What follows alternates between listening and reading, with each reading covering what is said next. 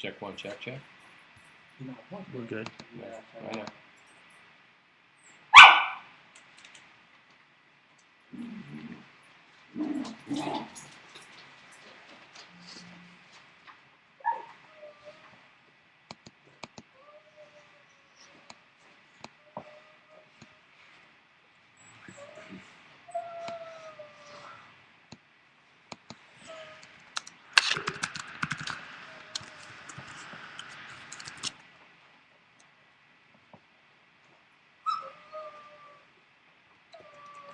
All right, my name is Robert, This is Mark. And my name is Ed.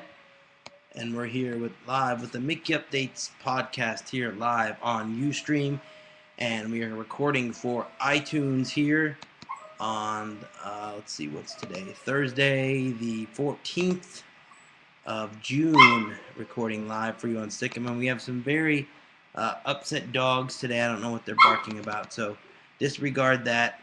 And we're going to get on with the show here, and we're going to start off the show with the news of the week, brought to you by Mark. She never said that. So we got lots of stuff to talk about today.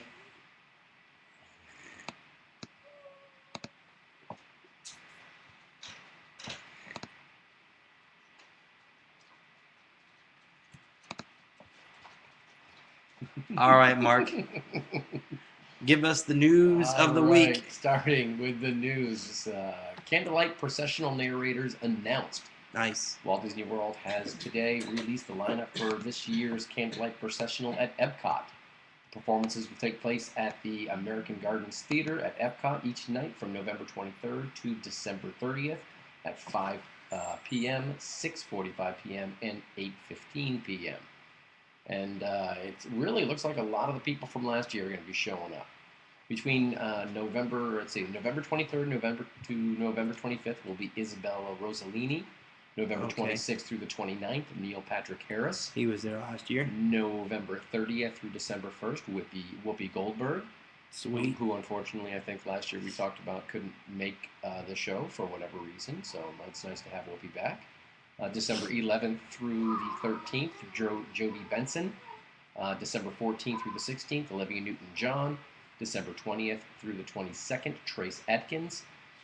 December 23rd through the 25th, Gary Sinise. And to 29th... Gary Sinise. Sinise? Not Shanice. Is that what it says? No, it says Sinise. Oh, Gary Sinise. You know, how do you pronounce that? Sinise? Sinise. He's on CSI, and he's in the mission space I know, ride. he's Captain Dan. I know. Oh, my God. I can't believe you didn't know that. You're off the team. Sorry.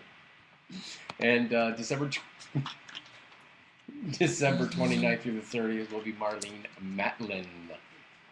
So pretty much a lot of the same lineup as last year, and should be some good shows, and we really look forward to at least seeing some of those people this year, I hope. Yep, and you can start booking those vacations with Denise Lorenzen.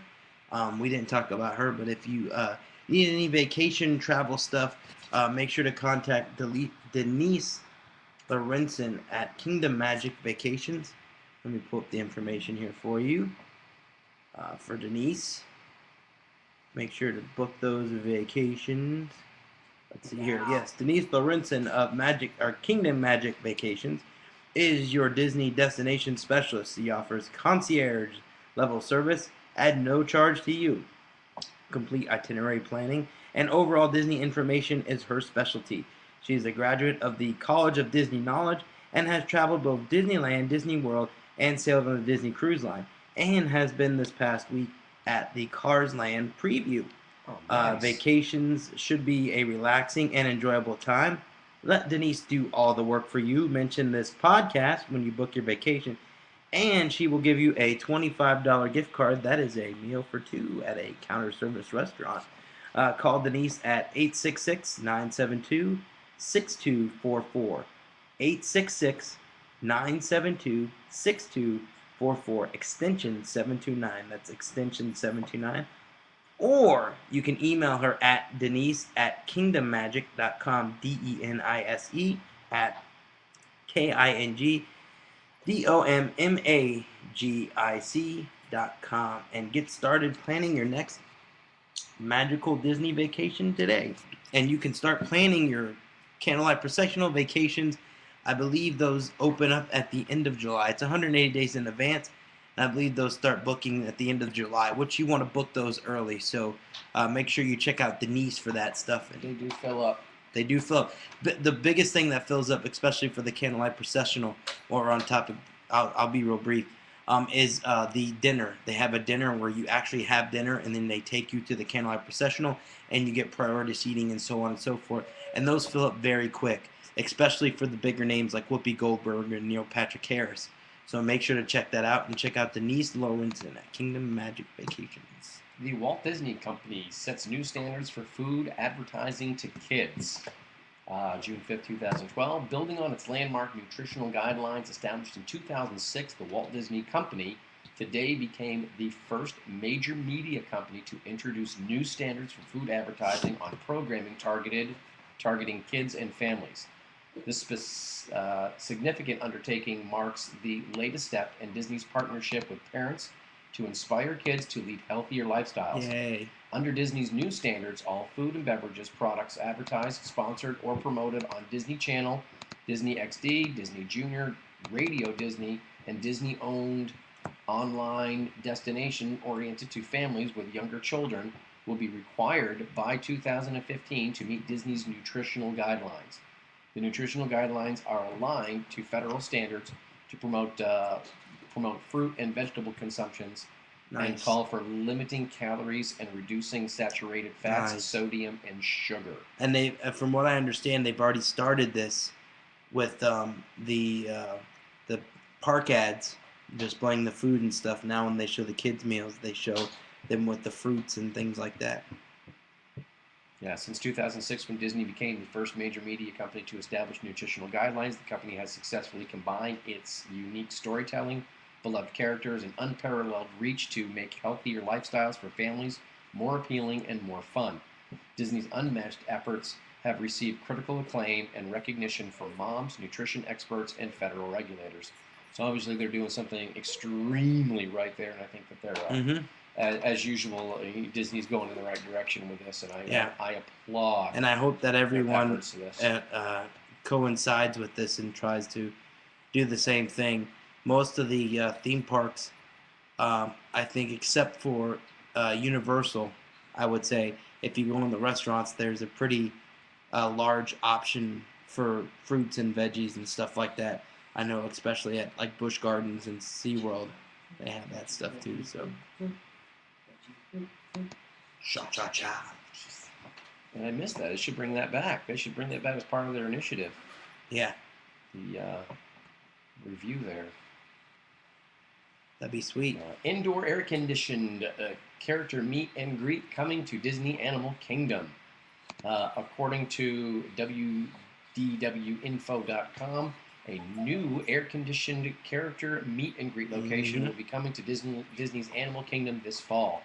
Guests who have visited Animal Kingdom will understand how needed this is, as many attractions are outdoors. The meet and greet will be located at what is now the Beastly Bazaar, a merchandise shop in the Discovery Island area. Yep. Beastly Bazaar will be closing on August 12th.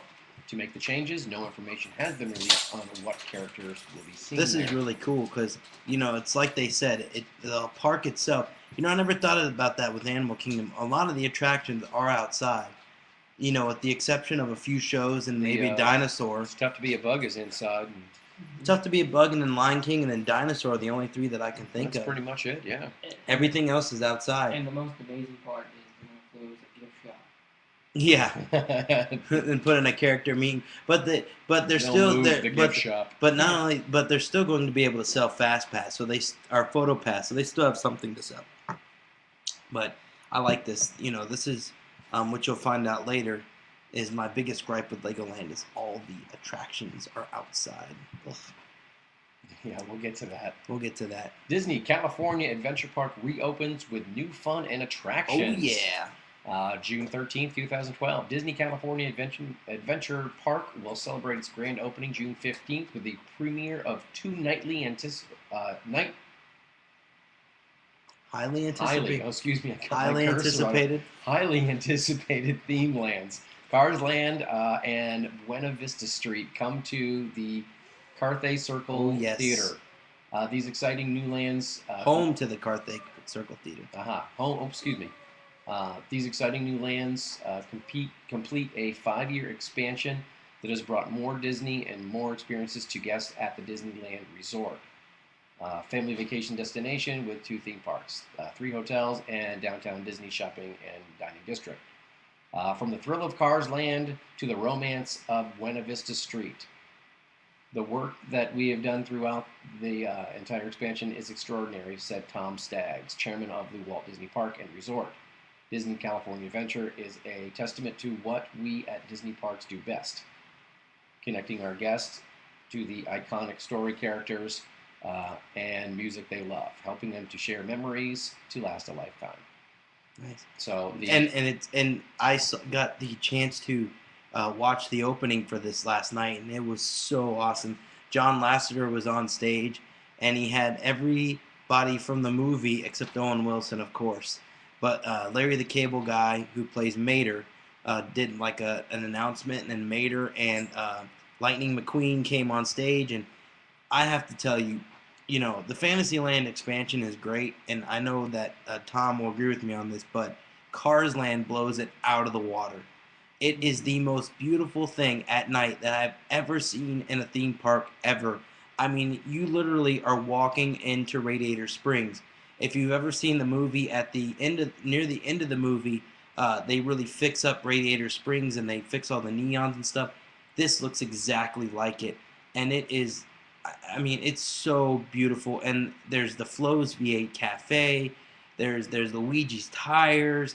I mean, there's so and the coolest thing is too. This is another thing I was reading, is they don't have the interactive queues thing. Have kind of been something that I've been on the fence on. Interactive queues are, the giant screens that you play with and stuff like that, and they're okay. But people are saying that they don't have that at Cars Land, but they're also saying there's so much detail inside the queues that you don't need an interactive queue, and I like that a lot. I think that really stands out. I love that type of stuff. So man, I am pumped for this, and I got to get there soon. Well, it says, with 4 new attractions, Radiator Springs Racers, Luigi's Flying Tires, Mater's Junkyard Jamboree, and the Red Car Trolley. Now, 8 new food locations, including Carthay Circle Restaurant and Lounge. 9 new shops, including Los Feliz, 5 and Dime, plus more than a dozen new entertainment experiences, such as the Red Car Newsboys.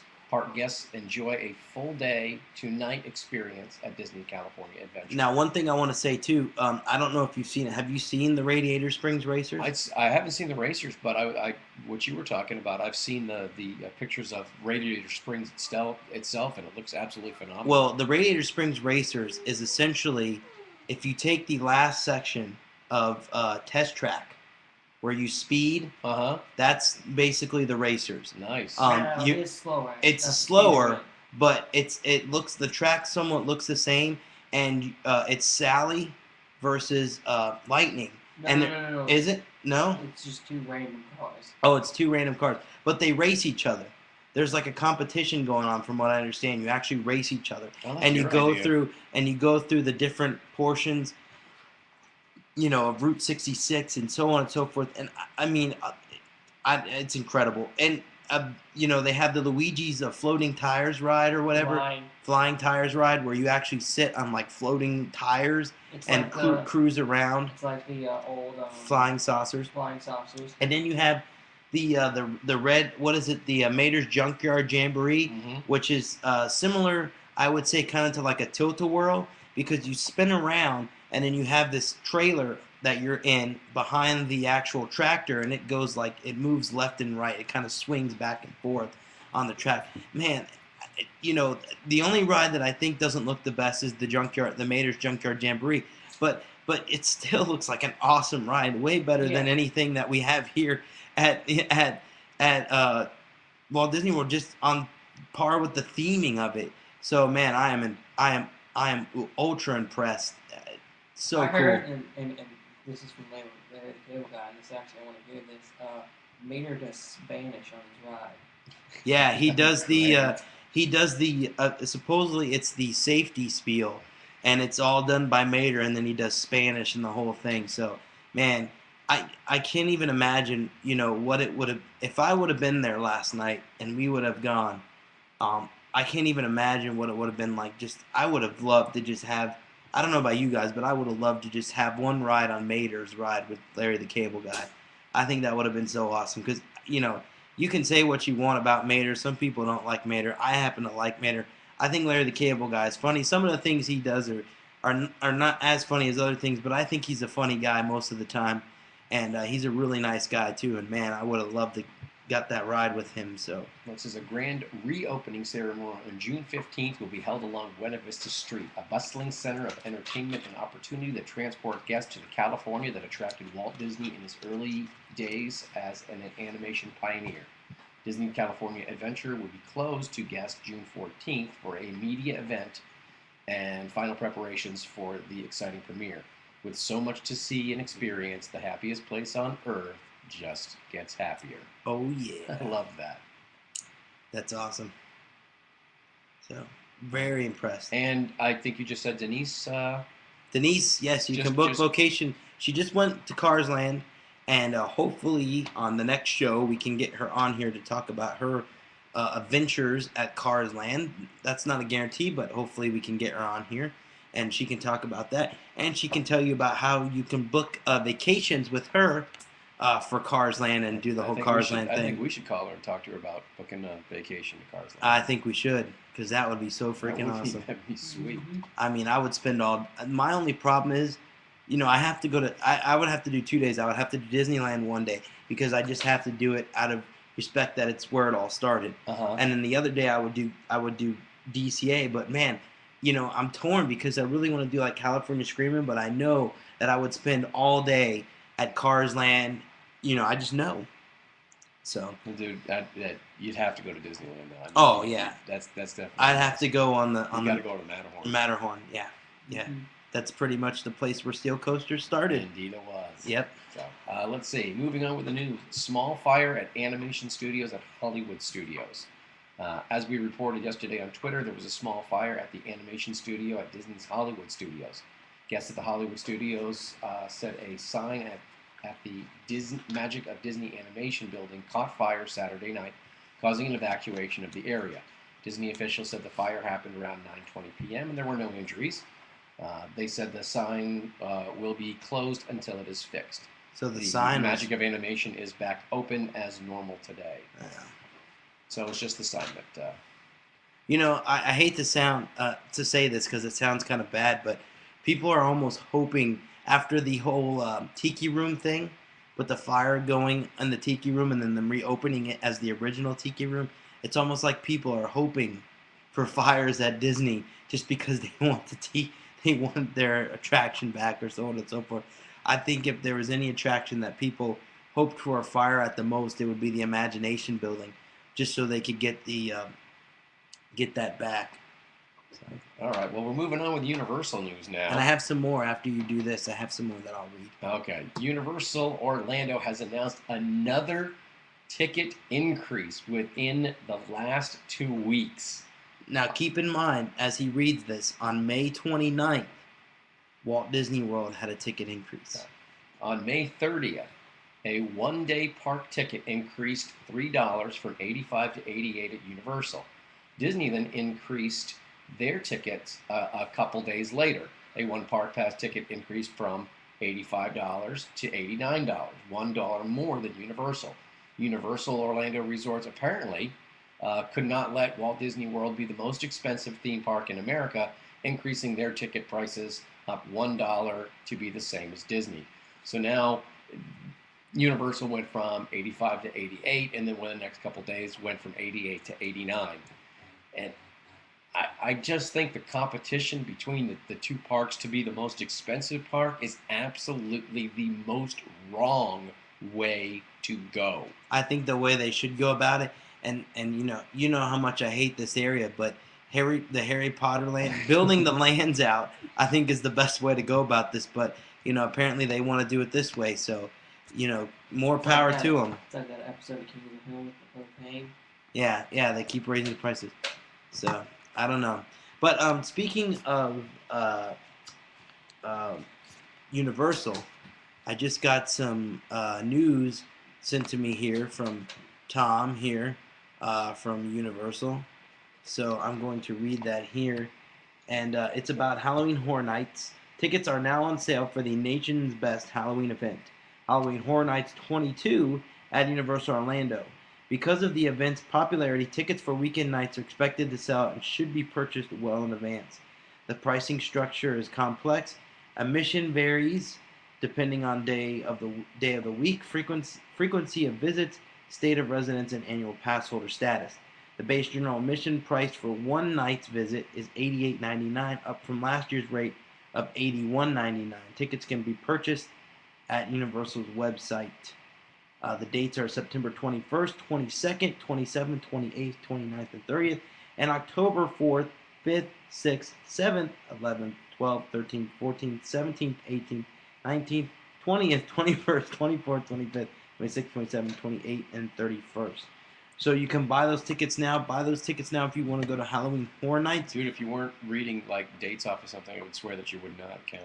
No, That's what it sounds. but I'm just gonna 1, 2, skip a few, 99, 100. yeah, but get those now, and keep an eye out on the Express Pass. I Yeah. know we say every year that the Express. Well, no, don't say anything yet because we don't know for sure of anything. We don't know for So sure don't yet. say anything about that yet, Ed. I know what you're gonna say. No, I was gonna say I wasn't for sure on that. Yeah, but we don't know for sure what's gonna happen with that. Yeah. So keep an eye out on the Express Pass because Yeah. we say every year to get the Express Pass, but there's been some rumors floating around about what's going to happen with that, and we don't know, so we're not going to get into that. Well, the rumors are they're not going to have it, or it's going to be included in your park admission. So either way, if everybody has it, it means nobody has it, and if nobody has it, it means nobody has it. But that is strictly a rumor. We That's can't prove just any of that. Well, We don't have don't go around saying The that rumor we is- were the ones that said that there's going to be no Yeah. Fast Pass. The rumor's the We same didn't say rumor. that. They're just saying it two different ways. Yeah. So Let's see. Keeping on with Universal Orlando, Despicable Me Minion Mayhem Oh, to yes. officially open July 2nd. now before they actually open this, I believe it is the 20th through the 2nd. They are having a pass holder preview. I don't know if you have that. Do you have that in your news there? It's not in this news. They're not talking about pass holders. Yeah, there's a pass holder preview. I'll let you read that while I look up the pass holder preview information. Minion Recruits. Mark your calendar. Despicable Me Minion Mayhem, one of the most anticipated theme park attractions of 2012, will officially open at Universal Orlando Resort on July 2nd. This brand new ride combines the outrageous humor and memorable characters of the Universal Picture and Illumination's entertainment blockbuster film Despicable Me, with all new storyline, incredible new animation, and the latest 3D technology to create a wildly hysterical theme park experience. Families will watch in amazement as they are transformed into minions, laugh together as they train to join Gru's minion army, and boogie down during the world's first minion-inspired dance party. Yeah. I'm just laughing reading this. You know what though? I don't like all these dance party things. Everything's a dance party. Yeah, but You for go the down- minions, it works. The minions will make that work. Yeah, but It's from a what I great understand, thing the for them. minions don't dance with you. Well, let's see. Despicable Me Minion Mayhem is hilarious and heartwarming fun for the entire family. The ride begins when guests enter Gru, Margot, Edith, and Agnes's home and learn they are being recruited to become minions. After picking up 3D minion goggles in the living room and being scanned for human germs in the minionization prep room, guests board minion transforming pods to begin their training. Things don't go as planned, and guests find themselves on an unforgettable adventure through Gru's lab that's filled with laughter, chaos, and tons of minions. Nice. So I just think it's going to be Now- a whole lot of fun. Now they are beta testing this ride or soft opening this ride. It's been going on for about a week now. They've been sporadically, they'll without knowledge, they'll open up the ride. And when it does open, it's a 120-minute wait. That was the other day they opened it, and it was a 120-minute wait. So you can try that. Or from June 18th through July 1st, if you're a pass holder, you can sign up on their website. You have to sign up for this because space is limited, and you get to do Shrek and um, Despicable Me, and you get early admission into the park to do both of those attractions. Actually, part of the news is saying that. Although Okay. Despicable Me Minion Mayhem officially opens on July 2nd, the attraction is now in technical rehearsal, Yes. meaning park guests can have the opportunity to experience the ride as a work in progress while Universal puts the finishing touches on the experience.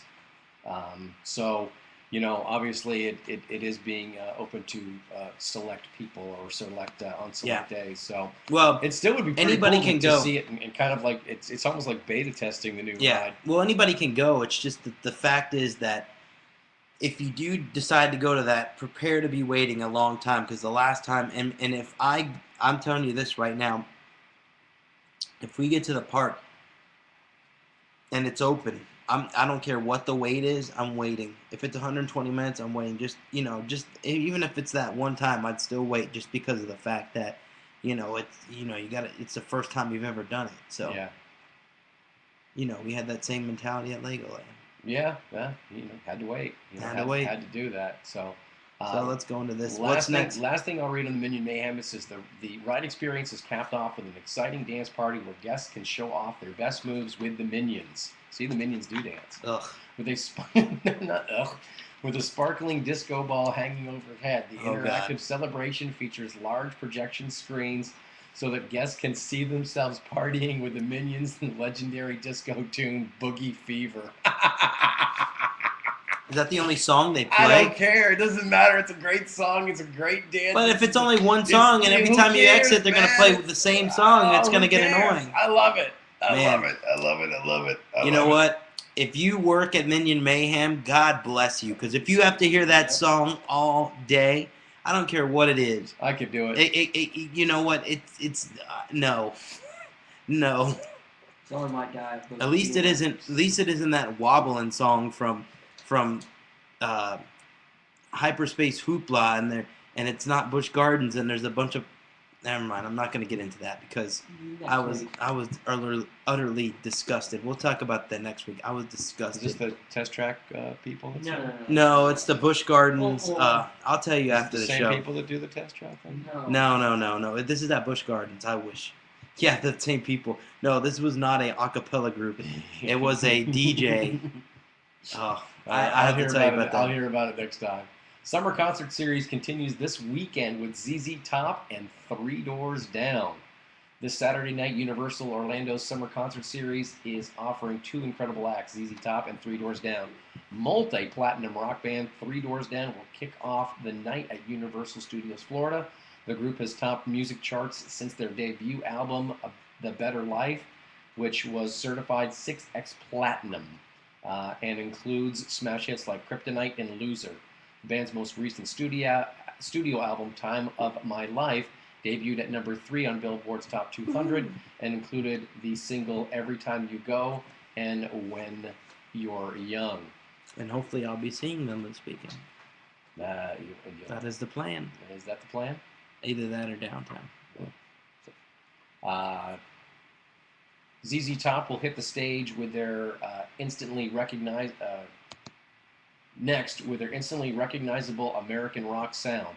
With classic rock staples like Cheap Sunglasses, LaGrange, and Sharp Dressed Man, the band has sold more than 25 million albums to date and has been inducted into the Rock and Roll Hall of Fame for their musical contributions. They recently released 4 all-new songs on an extended play album, Texacali, on June 5th. And their legendary song, Gimme All Your Lovin', appears on Universal Studios' Rock and Roller Coaster, Nice. Hollywood Rip Ride Rocket. So, ZZ Top. The men with the beards. yep, so that's going to be this weekend, June 16th, 3 Doors Down and ZZ Tops. Next week, on June 23rd, will be Josh Turner.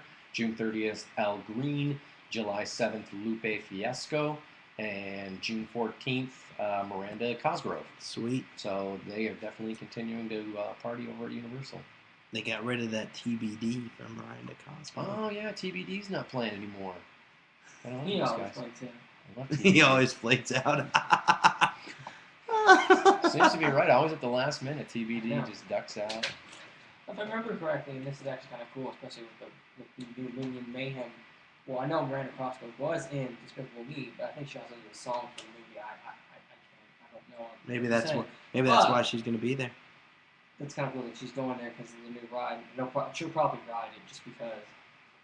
I'm sure she will, and we'll be reporting on it when we get it.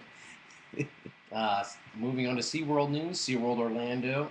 And actually, before I even read this, we say every week we do a show. And every week we read do something about all the wonderful things that SeaWorld is doing. So I'm really excited about this one. Well, they have a new TV show, so they have to keep up. No, I'm it's just okay, kidding. man. That's, I'm just kidding. If They they want rescue ratings it. in the They're TV good. show and they're going They're out good. there saving animals They're and good. stuff like that, then I'm all for it. No, I really do think SeaWorld does a good job here. SeaWorld Orlando rescues injured manatee. SeaWorld's animal rescue team traveled to Sykes Creek in Merritt Island, Florida, Nice. this afternoon, which would have been June 8th, 2012, to rescue a 10-foot manatee. The manatee had severe injuries to its front right flipper caused by crab pot line. Fishing line was also wrapped around both of its front flippers. The adult, weighing nearly 1,400 pounds, was transported by the rescue team to SeaWorld Orlando for further evaluation and care. After assessment, its front left flipper was amputated and bandaged. The manatee is currently in guarded condition and is receiving antibiotics. So, it's a great thing that they were there to actually save the animal. We've got pictures on our website of the animal, and although it may not be the same, it could have had a lot more tragic outcome. Me and Ed were talking about this the other day. We were talking about the different things we see from Busch Gardens, and I just wonder sometimes how these people can hit these things. I mean, they're gentle giants. I mean, they don't do anything. They eat greens. They just swim around and really do nothing. They don't hurt anybody. They don't mess with anybody. But still, people, all the time are hurting these things and hitting them with their boats. And I mean, it blows my mind. I mean, they have these manatees areas. I mean, I don't know what it'll take for people to stop hitting these things. And the same with turtles. I mean, I just saw a picture this week of someone, messing with a sea turtle on the beach, and I mean, that's just, I can't believe people can act that way. And well, I'm sure that a lot of them are straight up just accidents. They're not seeing it. True. The manatees I can see. So The manatees I could see as an accident, because sometimes they get in the way, and it's not the manatee's fault. They have no idea, but you just have to be extra careful. Yeah.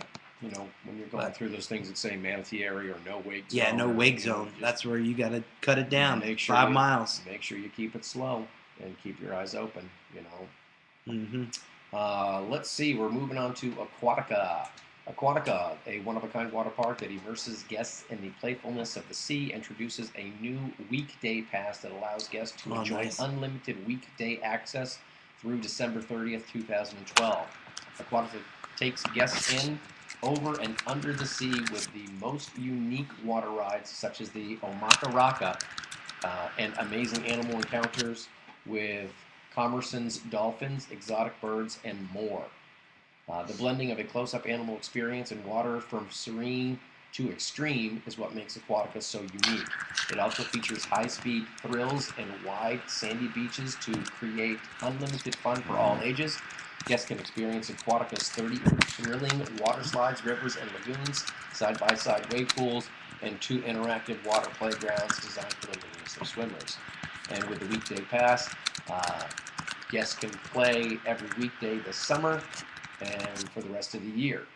For just $59.99 plus tax, there's even an option to purchase a weekend day for just $15 when you show your weekday pass at the front desk. So if you need any information about that, you can go to aquaticabythesea.com for all the details. $59, wow. $60. I mean, if you think about it, for the rest of the year, you got a couple days off. By sea? Aquatica by SeaWorld. Excuse me, aquaticabyseaworld.com. But $60 for the whole season, and it's summer right now. That's a really good price. Yes. Because so what that it's just weekdays. You know what? The only thing that you could compare it to, price-wise, close would be Wet and Wild. And Wet and Wild just opened the new kids area, and then you have this. To be honest with you, though, it's 50-50 for me. I think Aquatica has a bit more theming, and you get to see the animals, where a lot of the slides at Wet and Wild are a little old and a little ragged. Where I think you pay $45 at Wet and Wild, you pay $60 here, so you pay a little more. But they both have the same offerings. They both have the same all-you-can-eat all-day lunch things, dinner things. I know all about the food. I know you do. And they all have, they you all just have couldn't let it go either. You just had they all have similar slides, but I think Aquatica is a better option. So if you're choosing between the two, it's $60. I haven't been to a Wet and Wild in years, so hopefully we'll get a chance to get out there and see what they do have. I haven't been there in years either, so. I used to go there all the time when I was younger. They got a lot of new cool stuff. That and Water Mania. But we'll have to definitely check out both, because I have yet to go to Aquatica with you guys. So. Oh, Aquatica is fantastic. So now that Roy's Rapids, the Omakaraka heat is here. Let's check that out. Anyway, that does it for the news, kids. All right, that's gonna do it then for the news this week. That's what I just said. So now that Mark has said that, we're going to go into now. As promised last week, we have a review for Legoland because. We didn't get to do it last week, but we are going to do it this week. Next week we will have. Next week. No, I didn't mess up. The computer messed up. Okay. But excuses. You poured Mountain Dew over the computer. Yeah, I was about to tonight, so it almost got it. So next week we will have a review. We'll have more stuff, but one of the things we'll have is a review on the Kinetic show at Busch Gardens and the fireworks show at Busch Gardens too, which I thought was absolutely fantastic for Busch. Now, we're going to talk about Legoland this week, and we got a chance to go there, what was it, about 2 weeks ago? Mm-hmm. And we went with the fine folks over at Waltcast, Sean and Katie Bono, and we were there to check out the water park, which I did the couple days before, and then we got into the regular Legoland as well, which was awesome. So we did both. So we started out the day with the Legoland, just viewing Legoland, the water park, and going through there and doing the opening and so on and so forth. The opening ceremonies were really cool too. Yeah, let me see if I can. They had a lot of kids there, and they had them all lined up so you can get a good picture of it. And then the general manager went up there. Let me see if I can pull up the video for that real fast. Let me see if I can get in here. But I think they made the opening day really special, and I think the great thing that they did about it is involving all the kids, because it's that part of the park, the water park itself, is actually, we'll even get into this too. The park is very kid oriented, and the water park follows suit to that. So let me just go in here real fast, and I'll see if I can pull up that video for you guys. Yeah, that's why I kept talking. I was trying to stall till you found that video. Well, I have to, Stalling. You don't stall very well. You gotta put more emphasis in the distraction. You got nothing? Are you sure you got nothing? Let's see here. The water park itself, it had some cool stuff. They have a wave pool there. It's a typical water park. They have a straight down, almost a straight down slide. They have one of the, like a camelback slide that goes down. Truthfully, when I looked at the slides, what it kind of reminded me of, that little section there, if you remember Water Mania, right there on International Drive, I think had the exact same slides there. A straight slide, and then the bumpy one that went down. So, they're no longer around. It's nice to see that somebody picked it up and actually have another water park somewhere like that. So yeah, it was really nice. Yeah, congrats to Legoland. It was really cool. I don't have the, let's see here. I'm looking real fast. Legoland Water Park opening. Here we go. So let me see if I can do this with them using different software this week, so I apologize if it's not the best thing that has ever worked. Okay, let me go in here and select the movie. Sorry that we're black here. I gotta select the movie real fast. They can't see me now? They can't see you. Oh, cool. Okay. Now's the time when you can pick your nose and all that good stuff. Come on, Mark. You know you want to. You've been waiting all night. Oh, no one's supposed to know. Oh, my bad. All right, hold on. Let me cut off this music here real fast. So, let's see here. Okay. Pause this, and then we're going to go right into this. How dark would they see that? Yeah. I click movie. Oh, here we go. Okay, it says no movie selected. Okay, well, I can't get this to go, so we'll just start talking about the water park, and then I'll get it to go in a second. I don't know. Well, I was hoping you could show the video because it was really cool, the opening ceremonies. Okay, hold on one sec. Let me just do it over here. The general manager came out. And minimize all this. And I think I could get it this way. I can do this. Sorry. Everything is very technical. Could I just tell them what's on the video? Well, it's coming right now. It's loading up. Because it's worth seeing. Well, there you go. All right, That's what hopefully we're seeing. people can check this out. Okay, hold on. Let me make this just a tad bit smaller so it fits. And then I will select this here. Okay. Let's see. Not the full screen. Select. Okay, guys. Here we go. Let me move this down here. This overlay here. And you guys can see this video here. Oh, let me fast forward to this. So this is them here, and they're talking. This is the ribbon one cuttings. of the lifeguards for the ribbon cutting, and we'll kind of fast forward a little bit here. There's all the kids up there. That's a giant bucket that dumps like 2 or 3 gallons of water. How much is that? I don't know off the top of my head how much it is. Maybe it's like 2 or 3 or 200 or 300. It's a lot.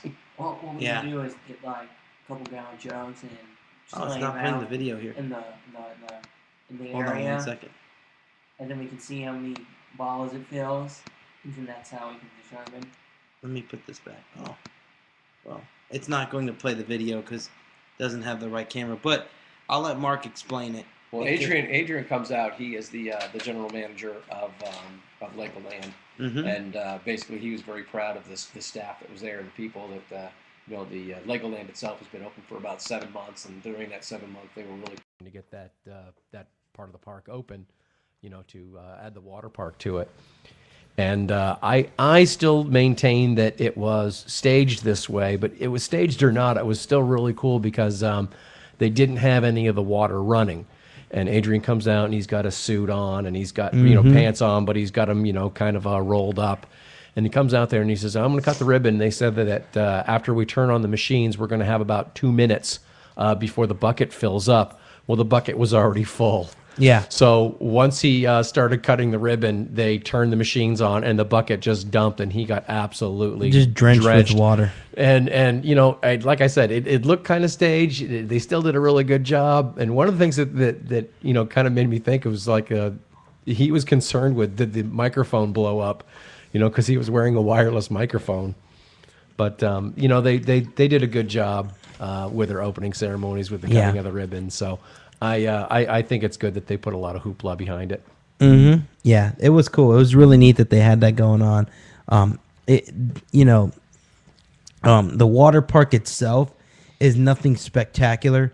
If you've ever been to, like, let's say Wet n Wild, let's use Wet n Wild for an example. They have a section in the far back of the park on the right where they have like the 3 slides. Like they have the hilly slide, and then they have the Der Stuka. The Bombay, which is the one that goes like straight down. And they had a section in the back which essentially had slides like this. It had 3 slides coming out of it, and it was a really tall tower. And they had one that was a tube slide that went all the way down, and then they had one that started out as a tube covered slide and then opened up, and it was a straight down. And then they had your hilly slide. And then they had the kids area, They also had which had the bucket and all the slides and things, and then they had the two slides that were like they were covered. There was one covered and one open, but they were tube slides. So you had your tube slides, which are two people or one person slides that you go down. And you've been on those at water parks. This is the regular tube slides. And all of it was themed for Lego. The kids area, the tube slides, all of it was very themed for Lego. They had the wave pool was themed for Lego, and then they had something else that they added, which they called the Duplo Splash Zone. Now the Duplo Splash Zone had it was just a little area, like a little 1 foot deep. Really, well, I don't even think it was a foot deep. Yeah, it was for like the little kids to come in and actually do the slides and so on and so forth. So it's still very kid oriented, very kid friendly. Yeah, it was a very kid friendly park. There was a few bigger slides, but nothing too major. So, but it was fun. It was. I mean, I found it to be interesting or to be somewhat fun. Now, I will tell you this: going on into before we go into Legoland, if you are going to go to the water park, to get to the water park, you have to pay a day's admission to Legoland, and then you pay $12 on top of $12 for adults, $3 for kids. Okay, $12 for adults, $3 for kids. You pay that money on top of the actual price it costs to get in, and then you're into the water park. But my thing is, if you're going to go to the water park, you need to plan it out, because it's gonna take it takes about a day and a half to do Legoland and the water park, because it takes about half a day to get through the water park, because there really isn't a lot of people there, because it's like an add-on, and it's more of a relaxing thing. You could spend a whole day there, but you'll be really relaxed just sitting by the pool and doing some of the Legoland rides, and you have the lake sitting right to the left of you. It's really nice. But if you're going to do Legoland is a whole day excursion, and we'll talk about that in a minute. It's just a whole day excursion. So doing both, you want to kind of plan for a day and a half, for both of them. So get a 2-day pass, and then see if you could get one of the days to have the water park, and the other day you don't really need it to have the water park. Yeah, do like Legoland the first day, and everything, and then the second day do everything that you really liked at Legoland. Exactly. Go redo some of the stuff that you did, and then by 12, 1 o'clock, 2 o'clock, whatever, kick on over to the water park and cool off. I do it reverse order. You go to the water park first? Yeah. Well, I mean, first day Legoland, but then water park. Then I would do that too. Because get it early in the morning. I can see that. Get Legoland, get it over with, get started with that. Don't because if you go to the water park, this is just my opinion. For me to go from the water park to Legoland, because that's what we did the first day, because we wanted to check it out a little bit. We didn't ride anything inside Legoland, I don't think, the first day. We went to Miniland, and that was about it. Because of the fact that, the water park, it just seems like, when you go to water park, it just seems like an all-day event to me, because you go in the water, you get all, dressed in your swim trunks and blah, blah, blah, blah, blah, to go in the water, and now you're getting out of the water, and you're changing, and it's like a whole ordeal to me. Maybe I'm just being prissy or something, but it's everybody else is like, oh, it's not a big ordeal. I'm like, you got to change back into and from your clothes, it's going to be 30 minutes to an hour to get changed. What? When you go in. Oh, yeah, of course. 30 minutes to an hour to get changed? Yeah. You got to be kidding me. You got to get all your stuff together that you have for the water park. I still keep my swim trunks on. I throw on a T-shirt, and I'm ready to go. See, no, I can't do that. See, that's you. Dude, I can't do that. I can't just go in the park with my swim trunks on. I'm going to let you know straight up, man. It doesn't take me 30 to 45 minutes to put on a T-shirt. Well, I know that, but I just can't. I just can't go back into the. I just can't go back into the other park with wet. I just can't walk around in wet trunks all day. Well, I know you have a thing about wet socks, so wet trunks, wet socks. I just wet shoes. It just doesn't work for me. I just get all icky, and it's just like the worst day ever. So, no. But when we went the first day, they had food provided for us.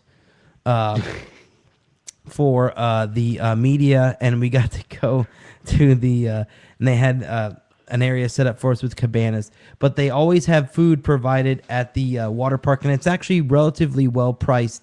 They have the Beach and Brick Grill, which has combos that include a drink and so on, and fries or coleslaw or a small side salad. And this is the just the little water restaurant park at the water park. Yeah, so they have the burger combo, which is $9.29. The Caribbean jerk chicken combo, which is $9.29. That's Caribbean jerk chicken, seasoned chicken breast, provolone cheese, lettuce, and tomato. These are all sandwiches. The mahi sandwich combo, which is $9.99. Grilled mahi on a toasted hoagie, lettuce, tomato, and remoulade sauce. The barbecued pulled pork pita combo. God, there's a lot of P's in there. P. That's $8.99. Barbecue pulled pork with cilantro slaw on a pita flatbread. There's the chicken tenders combo, which is $8.99, and the hot dog combo, which is $6.49. And then moving on, let me just go through the menu real quick here. They have other deli melt sandwich combos: island ham, pineapple, sautéed onions, and Swiss cheese, chicken Florentine, grilled chicken, provolone cheese, sun-dried tomatoes, and spinach. And then you have the garden, which is spinach, sautéed peppers, onions, and mushrooms, tomatoes, and mozzarella cheese. And of course, your combo meals include your drink and so on and so forth. Then you have salads: ultimate garden salad, romaine mixed green lettuce, carrots, and tomatoes, Florida salad, fresh selection of local seasonal Florida produce.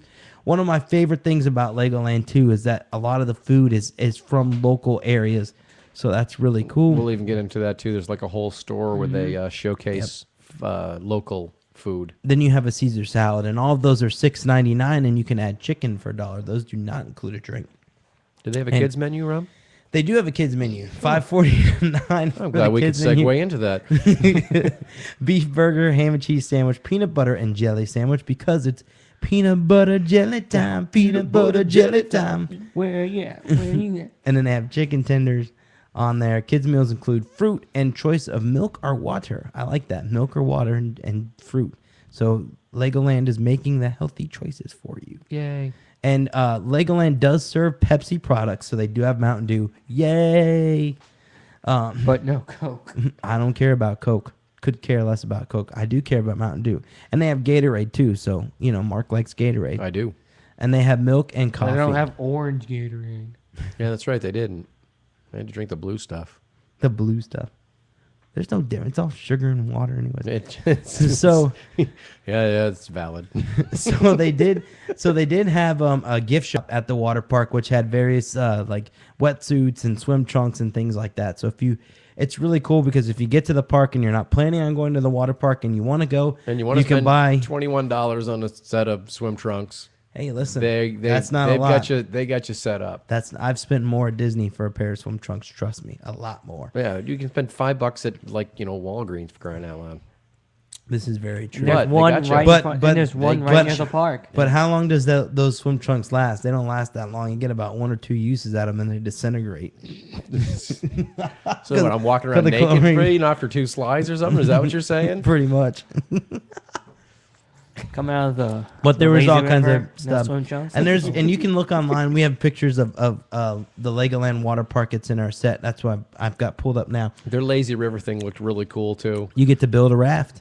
Yeah. They have 2, and you could see video of this. I put it on YouTube. You have 2 basically brick things on your left and right of your car, and you actually raft.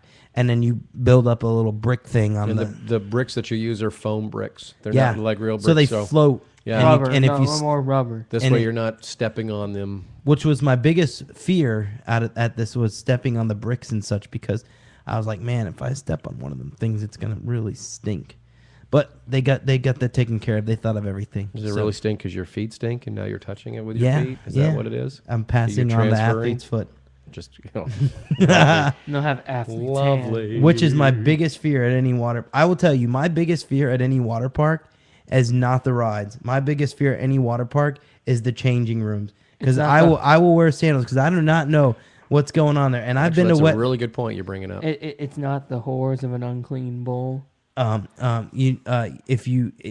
suggestion to you, this is 2 things. I know where Mark's going with the sandals. Yes, you do. 2 things. If you go to a water park and bring sandals, just because of the fact that when you shower and do all this other stuff, if you plan on doing that, which I usually do, you might want to wear sandals just because you don't know some of these feet these shower rooms are in the bathroom. And I've been to Wet and Wild, and this is not to I don't even, know. I'm gonna say it. Wet and Wild has had times in their changing room, in their restroom, where it's been just like flood in there of water, and it's right, and you have to walk past the Johns to get to the showers, so you don't know what's mixed in that water that's sitting right there by the Johns. So you're walking through, you could be walking through some stuff you don't want to be walking through. So just pay extra special attention when you go to these things. I always make precautions that I wear shoes or some type of sandals or something when I go back in there. And even when I use the shower, I try to, it sounds weird, but I try to shower with the sandal just because I get nervous about that we gotta type of get stuff. those shoes that look like feet. They have You the know, little toe I things on tried them. those Yeah. the other day at Ross, and I couldn't get. Ed got his on easy. It took me like 10 minutes to get one on, Well, dude, and it I takes you was so out of 45 breath. minutes to put on a T-shirt. What are you Well. expecting? Yeah. It didn't work. They were horrible. But the other thing is too, they have a sign when you enter in this park. They do recommend that you wear water shoes. Just because of the fact that it does get really hot. And unlike it's all concrete. It's not like they put a lot of foamy stuff to it's to not absorb that. the heat. It's not that. It's most water parks. What they'll do, even though they're concrete, is they'll spray water onto the actual concrete itself to cool it down. Almost every water park does this. For some reason, this water park does not. They may not have the system in place yet, or they may still be working on it. But that is one thing to keep in mind, because it does get really I'm hot sure on they'll the make concrete. improvements. I'd like Yeah. to see them cut the concrete and make like this the trail that's like that foamy, soft, so you Yeah. could actually get from one place to another without Burning your feet. yourself? Yeah, and So. then keep that kind of moist and. Yeah. And Well, then we went to Then we went to Legoland. So we left the park and went to Legoland. And the first thing that you see when you come out of the water park, right on the left there, is Flying School, which was a swamp thing. when it was Cypress Gardens. When it was Cypress Gardens. And I think we have pictures of this on our website or on the Flickr page. You have to look it up and see. I'm looking at it now. I don't see it. It was cool because Maybe we're And it's a we're hanging. we're kind of suckers for no wait times or low wait times. Yeah, so and this walked had over, no wait. We walked over and it said like 5 minutes, and we were ecstatic. And this is if you don't already know, this is a hanging coaster, much like I would say like a Dueling Dragons. It's kind of similar to that. Definitely not on that grand. Definitely not on that scale. All the coasters, you have to understand, all the coasters at Legoland are a lot smaller. They're not big coasters, particularly because it's more of a kids park. So I feel that they make these coasters smaller because of that. Now, Flying School doesn't have any inversions or anything like that. It's just that, it goes up, it flies around. I mean, literally flies around and does a couple of curves here and there, and then you're back at the station. It was an okay coaster. It is kind of small. It's almost like the inverted version of Barnstormer. Yeah. What I will say though, for a steel coaster like that, it was kind of rough. It boxes your ears quite a bit when you're. Well, on that it. was the restraint, because when you pull the restraint over, your Yeah. head is basically in the restraint, and your head bobs around, and your ears hit the restraint, sides, and yeah. it really hurt. So You can't, you put your head forward and you still hit them. If you just said, "Oh, I'll just put my head backwards and against the headrest," and yet you still get bopped around. So yeah, so we only went on that once. yeah, we only went on that once. and that was okay. So next, what we went on was Like the was Main boating Street story. school. Now they have a lot of rides here at Legoland, and a lot of the rides that they have are I would say designed for kids. When you go to this park, keep in mind that a lot of the rides you will there's a good amount of rides that you will not be able to ride. No, I don't think we did boating school first. I think we did the challenge. We did the first. rescue thing. Yes. So, but keep in mind too that a lot of these attractions, you may, if you're going with a family, it's a different situation because it's a parent and a kid in a vehicle. If you're going as a group of like us, it's one adult per vehicle. Only So- on some of them. only on some you of were them. actually able This to do one you two were doing. adults. Now, what this attraction was it was all some of the Legoland attractions are all about doing it yourself. So this attraction was a fire rescue or police rescue attraction, and essentially what you do is you get inside a fire truck or a police car, and you have Just to before you pump. keep going, he switched gears on everybody. We're not on the boating school just yet. We went to the rescue. Sorry, I'm trying to remember That's the all day right. play by play. Yeah. So we get into this attraction, and we have video of this. You can check it out. I think it's on our YouTube. If not, I'll get it up there. But you get into this attraction, you actually have to pump this. It looks like if you've ever seen those old like cars from the rail cars that you pump, it looks exactly like that. You hit this lever, it sends you forward. You pump it up. You get to the other side, and then there's another pump similar to what you just did in the car. Except it's for the fire water hydrant. and or just the water, because on one side you're a fireman and on the other side right next to you is a policeman, and on the fire side you're shooting out a fire with your water, and on the other side you're shooting out, was it a robber? Yeah. It was So a minifig. yeah, minifig with robber. money. So then you put him out. I think he's still had a smile on his face though. Yeah, you put both of them out, and then you get back in your vehicle, you flip your lever over to go backwards or whatever, and then you go back to your station, and you went. Now we smoked everybody. Knowing that this is still was oriented towards kids, and we had 5 adults doing it. And we were and I'll pull up a picture of this so you guys so we can see on here. This is it right here. There's police and fire. You can see this on our Flickr page if you pull it up. Unfortunately, my software isn't working today. I'd pull up these pictures for you next week. But you can check these out on our Flickr page. We have pictures of this attraction. It was really kind of cool. I enjoyed doing it. And we enjoyed, coming in first, but there was a hollow victory considering everybody else was like 4 years old. Yeah. But Mark got on the thing and he's like, I don't know about you, but I'm gonna get on this thing and I'm gonna go nuts. And I was like, okay. And I did. He went was nuts. my partner in the car there, and we went crazy. And now one of the things too that we didn't get to go on that I wanted to go on, but you can't because it's a kids ride. Very kid ride. Is the driving school.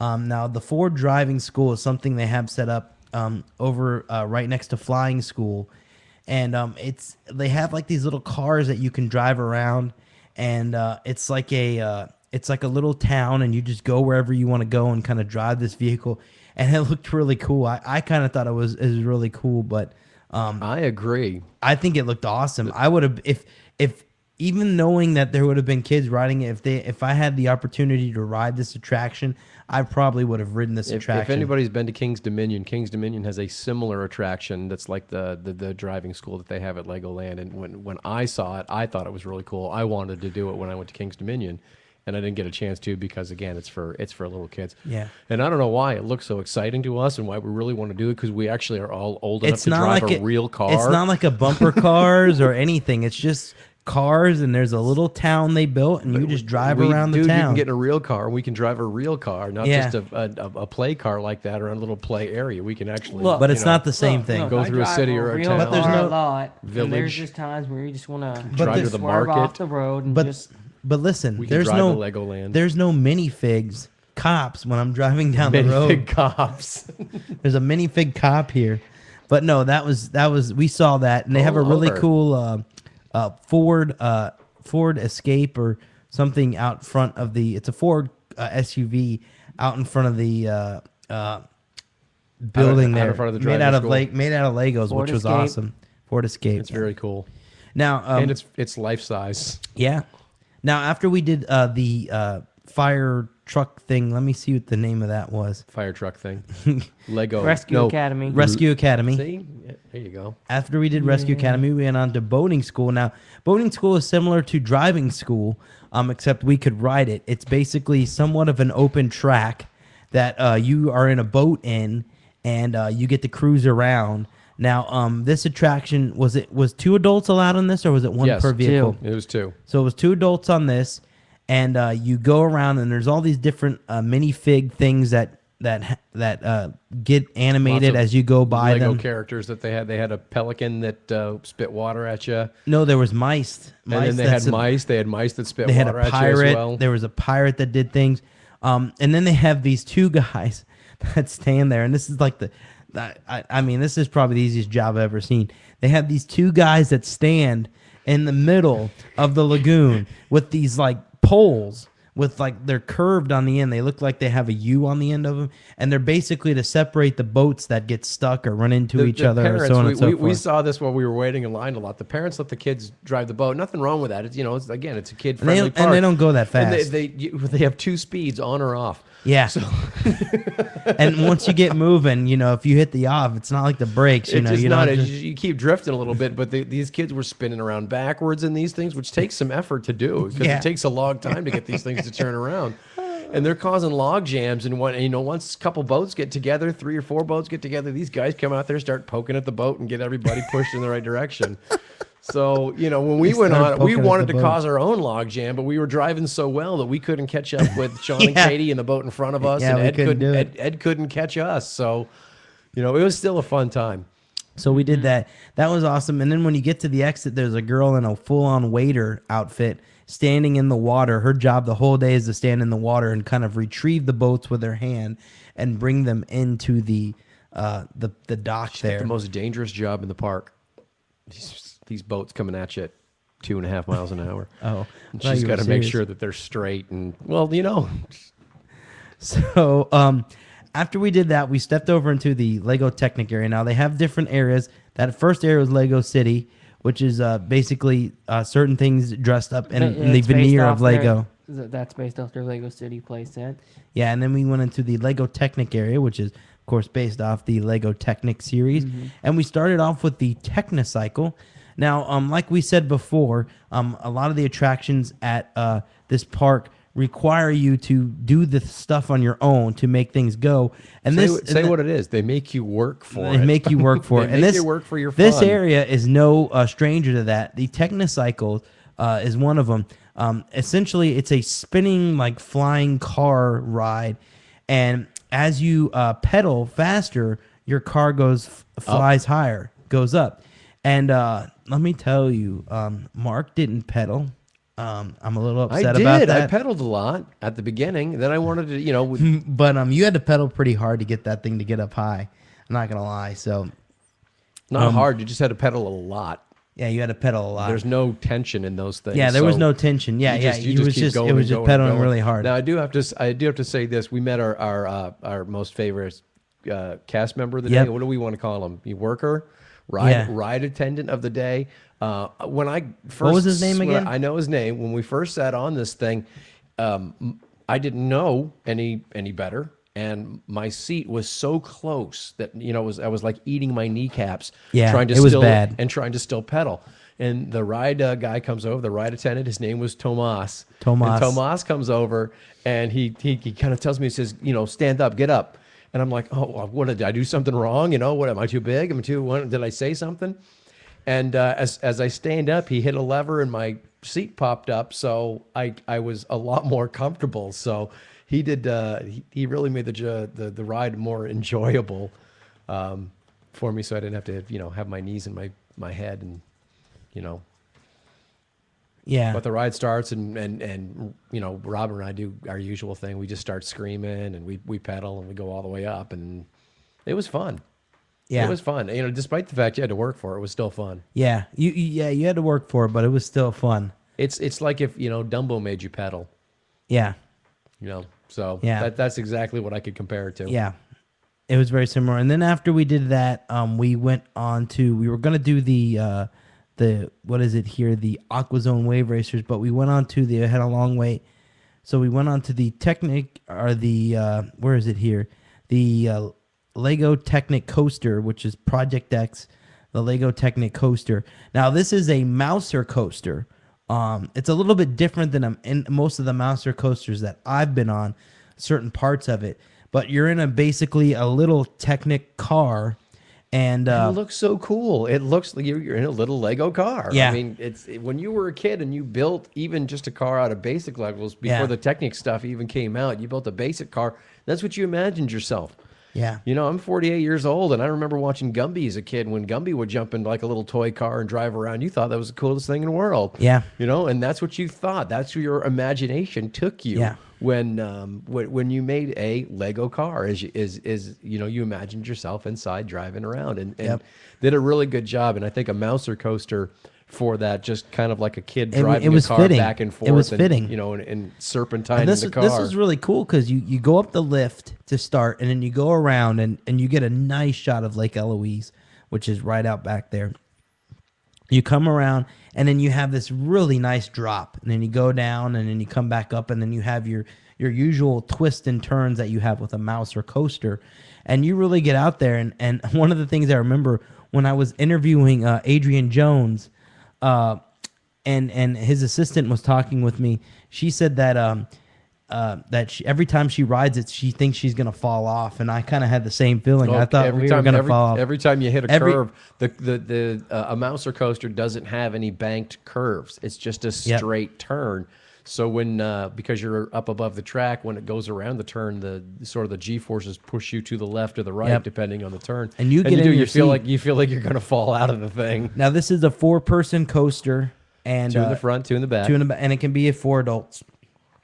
There's no restraint. Also with the Technocycles too, there was no restraint. It could be 2 adults, of course. But that was what was really cool is after we went from the there to there, Tomas actually was at the Technics coaster, driving coaster. So now next we did one of what I thought was one of the best attractions of the day. It had a long wait, but I thought it was really cool. It had a long wait, and what's really funny, and then it kind of broke down because they couldn't. And then we waited.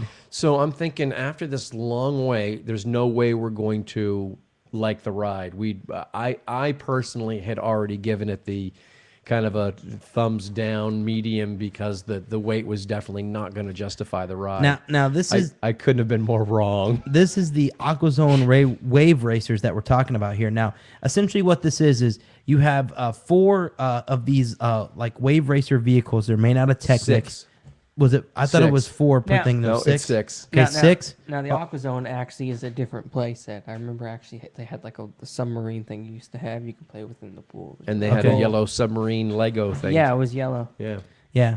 So, so the Lego Technic or the Wave Racer thing. Okay, essentially you have 6 cars, and they're all around the circle, and it spins around. Your car spins around because the whole thing spins around. But you basically have this steering wheel that you turn, and it turns as you're spinning because you spin really fast. The rudder in the back turns left or right, and it swings you in and out, back into the wall, and then out again, and then back and out. And depending on how many people on, all they did was turn the wheel so it swung out. And you have to look this up and really kind of see this attraction. I'm not really explaining it well. I know you can see it on YouTube. Look up the Technic Wave Racer, AquaZone Wave Racer. Look it up.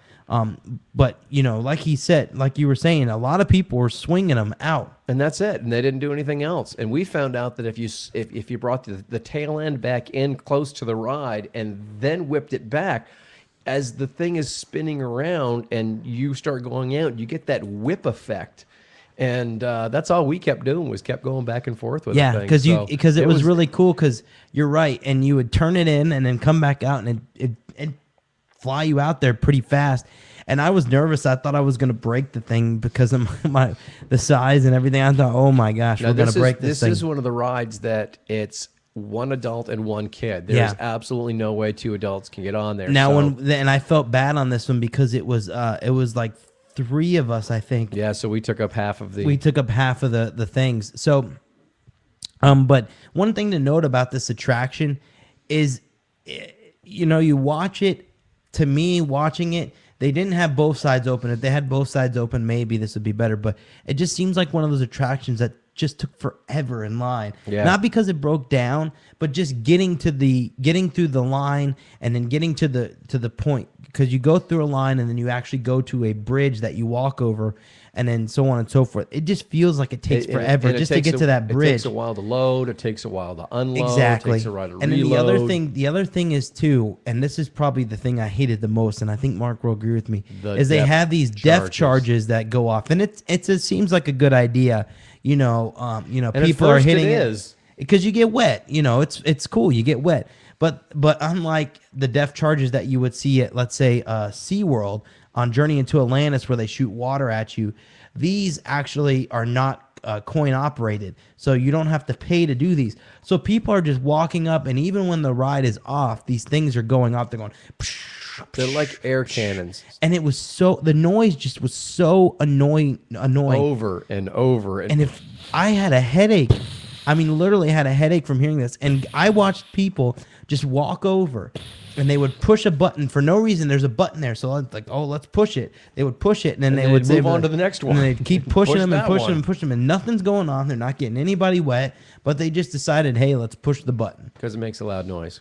So, and then they got their kids involved, and they were pushing the button, and it's like, oh, The team members there did say that they're trying to work on getting a switch for it. So they're hoping that when they're loading and unloading, they can actually turn those because it would things be. off. I mean, it makes sense when it's on. Yes. If people are going around, they get wet. That makes sense to me. I'm okay with that. And it adds to the adventure. Like, there's people, throwing depth charges at you. Exactly. So, but man, it just got really annoying, and due to the long wait time, They man, really need to open both things of that. So yeah, that was another thing too. I don't know why they didn't have both open. It seemed like a pretty busy day, but they didn't have both of them open. And the day I went before, they didn't have both of them open either, so I didn't get to do it. But man, I like the ride. I think it's great. But after it was one of the best rides at the park. after we did that, we walked around. Coaster Source had a full line, and we actually saw in the line for the Safari. Project X, we saw the Safari, which looked like this amazing, crazy thing, and we saw it from the Technic coaster. It looked like this really long. You only saw a small part of it, But it looked and you saw big. the little safari cars, and you did. My imagination said that, oh, this is going to be really cool because it looks like it's going to be huge. Yep. So when we got over there and got in the cars, it's a very small attraction. And this is another one that is a one adult per vehicle ride. And it was a very small, I mean, literally you go around in a circle, go around a couple things, and then that's the ride. So nothing too spectacular there. The cool thing about that is, especially with your kids, there's Lego hippopotamus, there's a Lego elephant, there's Lego giraffe, there's Lego zebras, there's Lego And that was the lions. that was the safari, Lego the safari ostriches. trek. And so it's really cool to see these almost life size things made out of Legos, and some of them were even animated, like the elephant and the hippopotamus were kind of animated. Now before you go to the safari, you pass by two dining opportunities, the barbecue pit and waffle spears. Now I did not try the barbecue pit, but I did try the waffle spears. Those were really tasty. Basically, they served you these. They were spears of waffle, and you could get them topped with Wow, with who chocolate knew? sauce. Really? And How appropriately named. or like sprinkles or whipped cream or what have you. Powdered sugar. Powdered sugar. I just got sprinkles on mine. It was good. But yet my complaint with anything I usually get that's waffle related in the park is they don't have syrup. Yeah, they didn't put syrup with it. Well, I mean, That's why they put all the other sugary stuff on there. yeah, because they don't have syrup. Yeah, they probably don't But- want people so- getting syrup all But over those their are really good. shirts There's a and picture of me with my all over the rest of the my park. waffle too. spear on the Flickr page. Somewhere on there, there's a picture of me with said waffle spear. But it was If not the waffles, but you see him feeding his face with something else. yeah. There's- There's a lot of pictures of me. I don't feeding think we could have walked by Legos. He was eating Legos at some point during the day. I was eating Legos. Yeah, They do have Lego. you were hungry. But the Lego- barbecue pit has a pulled pork combo for $9. They have a child's pulled pork combo and then just adult pulled pork just without the combo.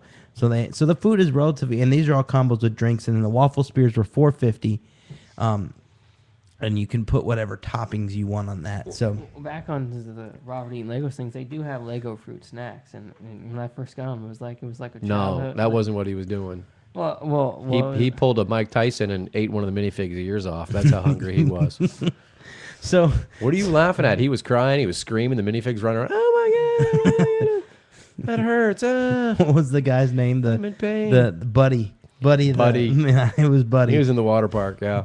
Buddy was the official mascot of the water park. He's the official mascot of the park in general, if I'm not mistaken. But that day he was in the water park and it's so cool to see a little minifig guy and then it was great. So that was awesome. It really is kind of cool. I got my picture taken with Buddy. But Before he had his ear bitten. But off. going on, we're in the Land of Adventure area here, And they do have this one area. It's called the Pharaoh's Revenge, which is right in front of the Lost Kingdom. Is there. that the dark ride? No, the Pharaoh Adventure. Oh no, that was the like the I The don't know kids. how to. It was like a giant thing where you like a 2-level like playground for kids, With, like, and you could go in there and rope shoot bridges. balls. You could shoot balls down Nerf. at the people on the Nerf balls at the first Yeah. at the first level. It was we walked in there. We didn't do anything. Now that we just walked in there. area is based off the Lost Kingdom Lego set. Okay. Cool. Have to throw that in there. Well, that's why it's called the Lost Kingdom. But one of the and I don't have the video of this. I'll try to get this, but We couldn't go on just because it was age. We were too old. I'm gonna get the video of this next one, but because Sean has it and I've seen it, and I think it's really funny, so we'll probably get it. But one of the rides they had was called the Beetle Bounce, and if you don't already know, I hate drop towers. They could be 2 feet tall or 30 feet tall or 50 feet tall. And the Beetle Bounce was about 10 feet. Yeah, maybe. and if that. I hate them with a passion. Like literally, it is the only ride that I will get sick on is a drop tower. I don't know why it is, but I can't stand them. So the Beetle Bounce not only drops you, but it bounces. You get to the bottom and you're bouncing up and down. And oh man, he's right. It was 10 feet tall, but man, I was like freaking out. It was bad. It was bad. So we did that. It was not bad. It's right in front of the Lost Kingdom Adventure. Now, the Lost Kingdom Adventure. That's the dark ride. This is the dark ride. That Now, was this is so cool. This is a must-do attraction at Legoland. If you're gonna go to Legoland for one attraction, and this is gonna sound strange because I really like coasters, but I think if you're gonna go to Legoland for one attraction, this is the attraction that you go for. Just because it's a good family attraction, everybody can do it. Not only that, it's has just the element really of fun. competition to it because you do compete against the And other it's- people in your car. And one of the things it's a shooter ride. So you have basically it's by who makes it? Sally. Sally makes it, and it's a indoor shooter ride. It's nice and air conditioned. You're in your little Lego car. You go through and you're shooting at different green targets on the wall and red targets, and racking up points. And man, it is awesome. It's much like Buzz Lightyear's thing. But Buzz Lightyear uses teeny tiny Little red laser lasers, dot, and this uses a big circle. and it's much easier to hit the things. And when you do hit Yeah. them, you interact. If you hit the urn, Exactly. a snake comes out of it, or there's like little Lego spiders hanging down. If you hit the light above them, they kind of crawl back up and disappear. And there's no hidden like hidden things that give you like tons of points. those straightforward. If you hit a green, that's 50 points. And 500. sometimes It was or 500. 500, and if it's then red, if it's it's red, 1,000. it's 1,000. Now sometimes you'll hit a green and it'll turn red, and then you can hit it again, and so on and so forth. And sometimes you'll hit something, and the top of it will be green. You hit it, and then the bottom will turn red, and you hit it again, and it goes back to green, and so on and so forth. And then sometimes you just get stuck in a location because the ride stops for someone to load or something, and you get stuck in a location, and you can just go nuts and shoot whatever you just want. keep shooting one thing So- over and over. Red, green, red, green. And red, this didn't green. have a terribly long wait.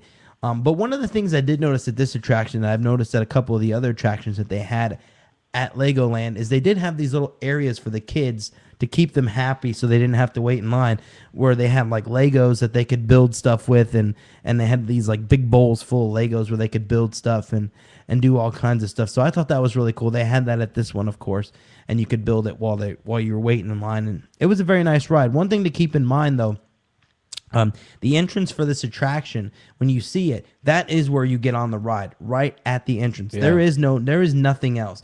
So, a lot of the queue lines at this park are open, and we were talking about, the rides being outside a lot earlier in the news.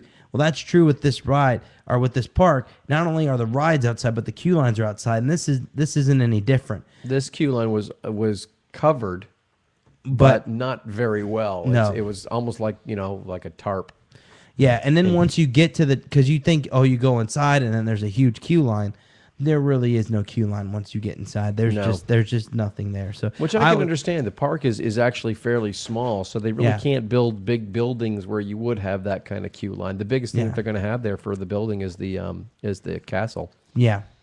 So So after we did that, we went over to Miniland, and oh man, Miniland! What I mean, another thing that if you were going to come to Legoland to see one thing, Miniland is phenomenal. It is so amazing to see all the different cities and things. It's scale model, Lego scale models of like Florida attractions, Las Vegas, New York, And it's really Miami. cool because the attractions that they have are very true to Florida. Like they have Key West and Miami, and I saw things from because I've been to Miami a bunch of times, and I saw things from Miami that I remember that I really enjoyed in Miami. Things in town, that I was like, man, there's so much detail. Famous landmarks, but they changed the names slightly to Exactly. You know- And some of the stuff is interactive. One of the cool things was the Space Center. They had the Space Center. The Space Center, the bus would drive by for the Space Center, and it had audio from the tour that you would actually listen to on the bus at the Space Center. I was like, man, that's wicked. Then they got the little clock Countdown out front clock. that counts down, so that was really cool. And when it does reach zero, The shuttle the takes shuttle has off. a lot of smoke. It gets ready to take off. So I mean, awesome stuff. I mean, Las Vegas was really cool, to see the different buildings that they had there, the Venetian, the MGM Grand. they had I think it was the Mirage had the Mirage. dolphins in the back that you would hit the button and they would like swim around. And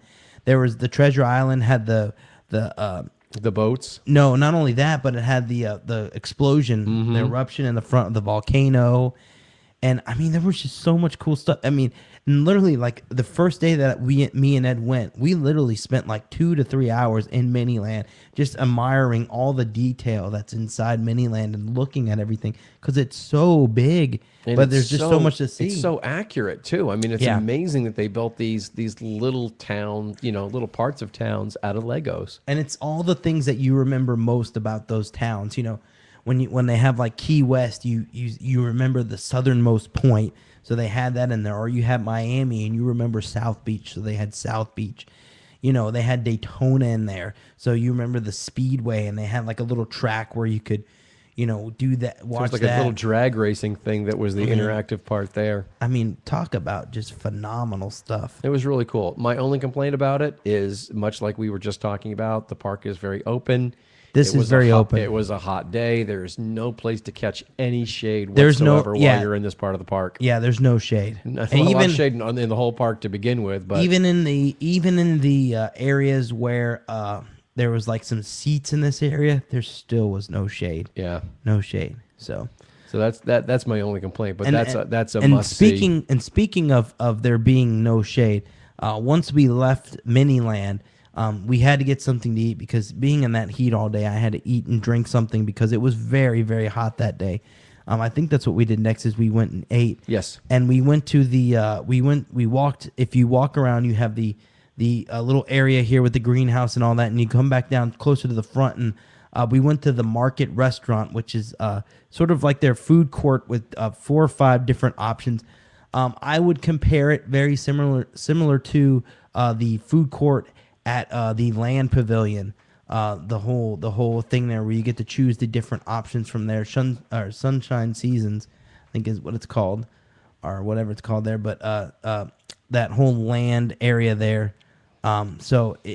You go in and you have different booths that have chicken or one has Asian and one has like chicken dishes and one has salad. And I think we all went to the Asian. Yeah. And I had the noodles, which were supposed to be pad thai, but it wasn't pad thai. And I think I had fried Loosely rice. translated. I had fried. It was like pad thai with veggies, and then I had fried rice. And like I always say about Chinese restaurants, I said it last week about Yak and Yeti, and I'll say it this week. If you're a Chinese restaurant and you can't get your fried rice right, I don't want anything to do with you because it's simple. It's If you can't fried get the egg. simple stuff right. It's fried egg, veggies, rice, and soy sauce. That's all it is. But unfortunately, this place had less than stellar fried rice, and I don't know, but everybody was saying that the dishes were just way too heavy, and that they Very heavy in sauces. Katie didn't even eat. Yeah. Because everything was so heavy. everything was so heavy that her stomach couldn't handle it. and the sauce on my noodles was so thick. I don't remember. What did you have? You I had the beef. You had the beef. Pad thai, and it was good. It had veggies in it, and instead of getting rice, I got like a vegetable platter, which Yeah. had like sautéed zucchini and squash and some other vegetables in there, and that was actually pretty good. But overall, it wasn't great food, Yeah. Yep. It wasn't the best. There's a lot of dining. and it's definitely served hot because they serve it hot in like a plastic thing, and my plastic thing felt kind of melted at the bottom when I was. And they have a couple places, different places to eat around this area, and then they have a couple different places around the park. And we'll talk a little bit more about some of the other locations as we go on. But this was, I think, one of their big restaurants, and we went in there and just, I don't know, what did you have, Ed? You had the chicken. No, I had the beef. No beef. You had Yeah, the beef? Okay. Yeah, so the beef, I mean, it was all very thick. Then they had soups and salads and stuff like that and other And things part of it had like down. And they had a coffee mac shop and too. cheese Yeah. that you could have got. Nobody got that. Then they had a coffee shop down on the other end.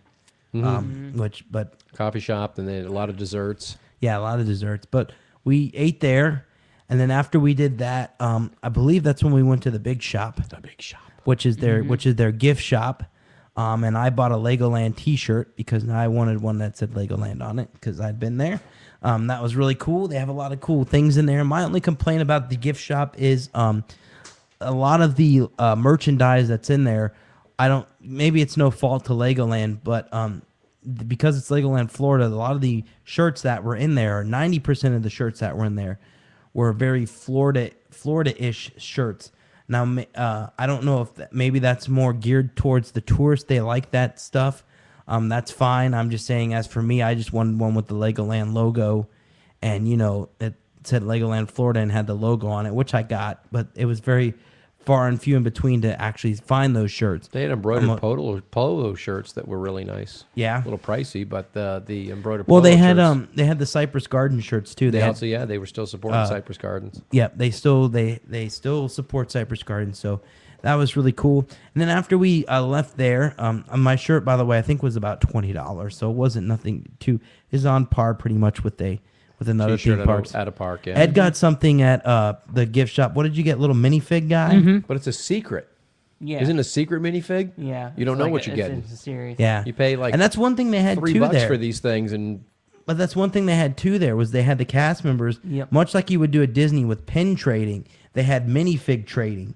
So you would go up to a cast member and you could there were certain locations in the park where you could make your own minifig.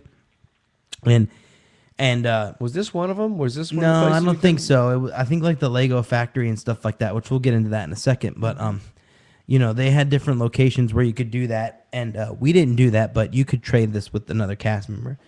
But after we left the big shop, we did Island in the Sky, which is right next to the big shop, or a little ways down from the big shop, and that's essentially their like carousel that floats in the sky. And it's basically this spinning platform on a giant arm that raises up into the air. Straight up, really? Yeah, it goes straight up, but the arm is at like an angle, and then it lifts you up kind of straight up. It was really kind of neat. I was kind of nervous because, I'm a little bit iffy on heights. And it's 150 feet. Yeah. You are 150 feet above the park. And it was pretty cool. They had some music. It's open. They have netting up, but it's open. You can't get up. You have to stay seated. It's open. You can see everything. It spins around. They have like some light jazz music playing or something in the background. I think it was David Koz. But they had that going on, and we did that and got up there, and they're talking about what you're seeing, and you get some breathtaking shots of Lake Eloise. Really cool stuff. That's the only time. It's really funny because when you walk around the park, we talk about not seeing any shade. And when you're actually up 150 feet above it, You get don't shade. you don't see a lot of attractions. Yeah. It's all Yeah. covered with trees and stuff like that. So Yeah. it's kind of interesting the way the park is, My- mechanics work. My only complaint about this attraction, and we were talking about this, and there's really nothing they can do about it until they work on these areas. But when you come back down, you do see a little bit of some older stuff left from the old Cypress Gardens. Just some things left that were there before that, to me, it just didn't seem very theme parkish. I mean, my expectations are high, especially with going to Disney a lot, because on Disney property you never see anything backstage, and this felt very backstage to me. It was just an old, like, dilapidated building to the left of the sky, or the island in the sky. Now, there's nothing they can do about that because it was there when they bought it. There was actually the buildings on the other side of the pond that this thing sits on. Yeah. There was like this building that was overgrown with the trees and the grass and stuff that was actually over the roof. Now, I think it was originally done that way, but because there was no upkeep on it, it looked like something out of the Middle Earth or something. Yeah. I mean, it was just a hobbit would live there. It was just not.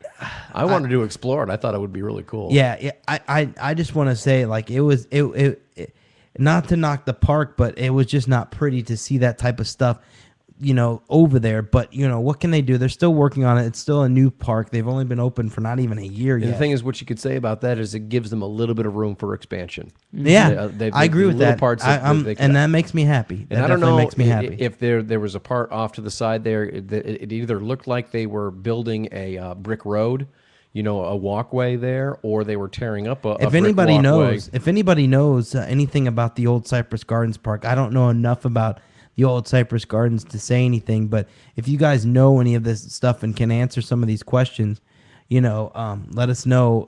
Leave a comment on, we'll put this on YouTube. You can leave a comment on there, or send me a email, rob@MickeyUpdates.com, and let me know, what that was or what that was before, because I'm interested in that stuff too, as to what it was before. I love the behind the scenes stuff. So yeah. I enjoyed seeing. I think it had to do something maybe with a tour or something, but I know that from what I've read about Cypress Gardens, they've moved the parking lot around and stuff like that. And from what I understand, the parking lot where we parked was like the original parking lot, and they added the other one at the later on. So I'm wondering. That's what I've read, but maybe. But but yeah, so interesting stuff there. So we did that. We moved on. We went into probably one of the most annoying things at the park, the Lego factory. Now this has a good premise. It's not designed to be annoying. It has a good premise. You go inside a factory, and my suggestion to you, if you're going to do this, is to get there early so you can actually do the tour with someone that's actually doing a tour for you.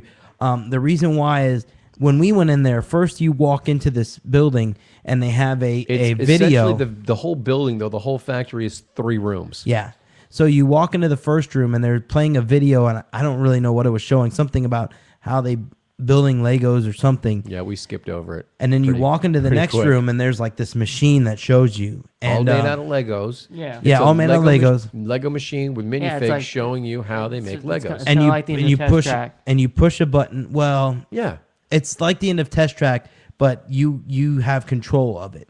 It's like when he says the end of Test Track, there's a section where they're like pressing out plates or pieces of like car parts with this big machine. It's kind of the same thing. So they start you off and they show you, hey, you got to heat up these little plastic beads, and then blah, blah, blah. And then these bells go off and they go ding, ding, ding, ding, ding. And they're really loud and it's really annoying. And of course, if there's no tour guide with you, then the kids go in there and keep pressing the buttons, and every time they push it, once you hit the button, it starts over. Yeah, so you have to hear that ding ding ding again, and then you don't get. So we didn't get to hear the whole thing because kids would just come in there and kept pressing it, and we just got tired and left. That's kind of a flaw. Yeah, but we left, and then when you come out, there's a gift shop. That's the third room, and the gift shop is really cool because they have like every Lego piece in like every color imaginable. And like, there's millions of Lego pieces. It seems like I think there were millions of employees in there too.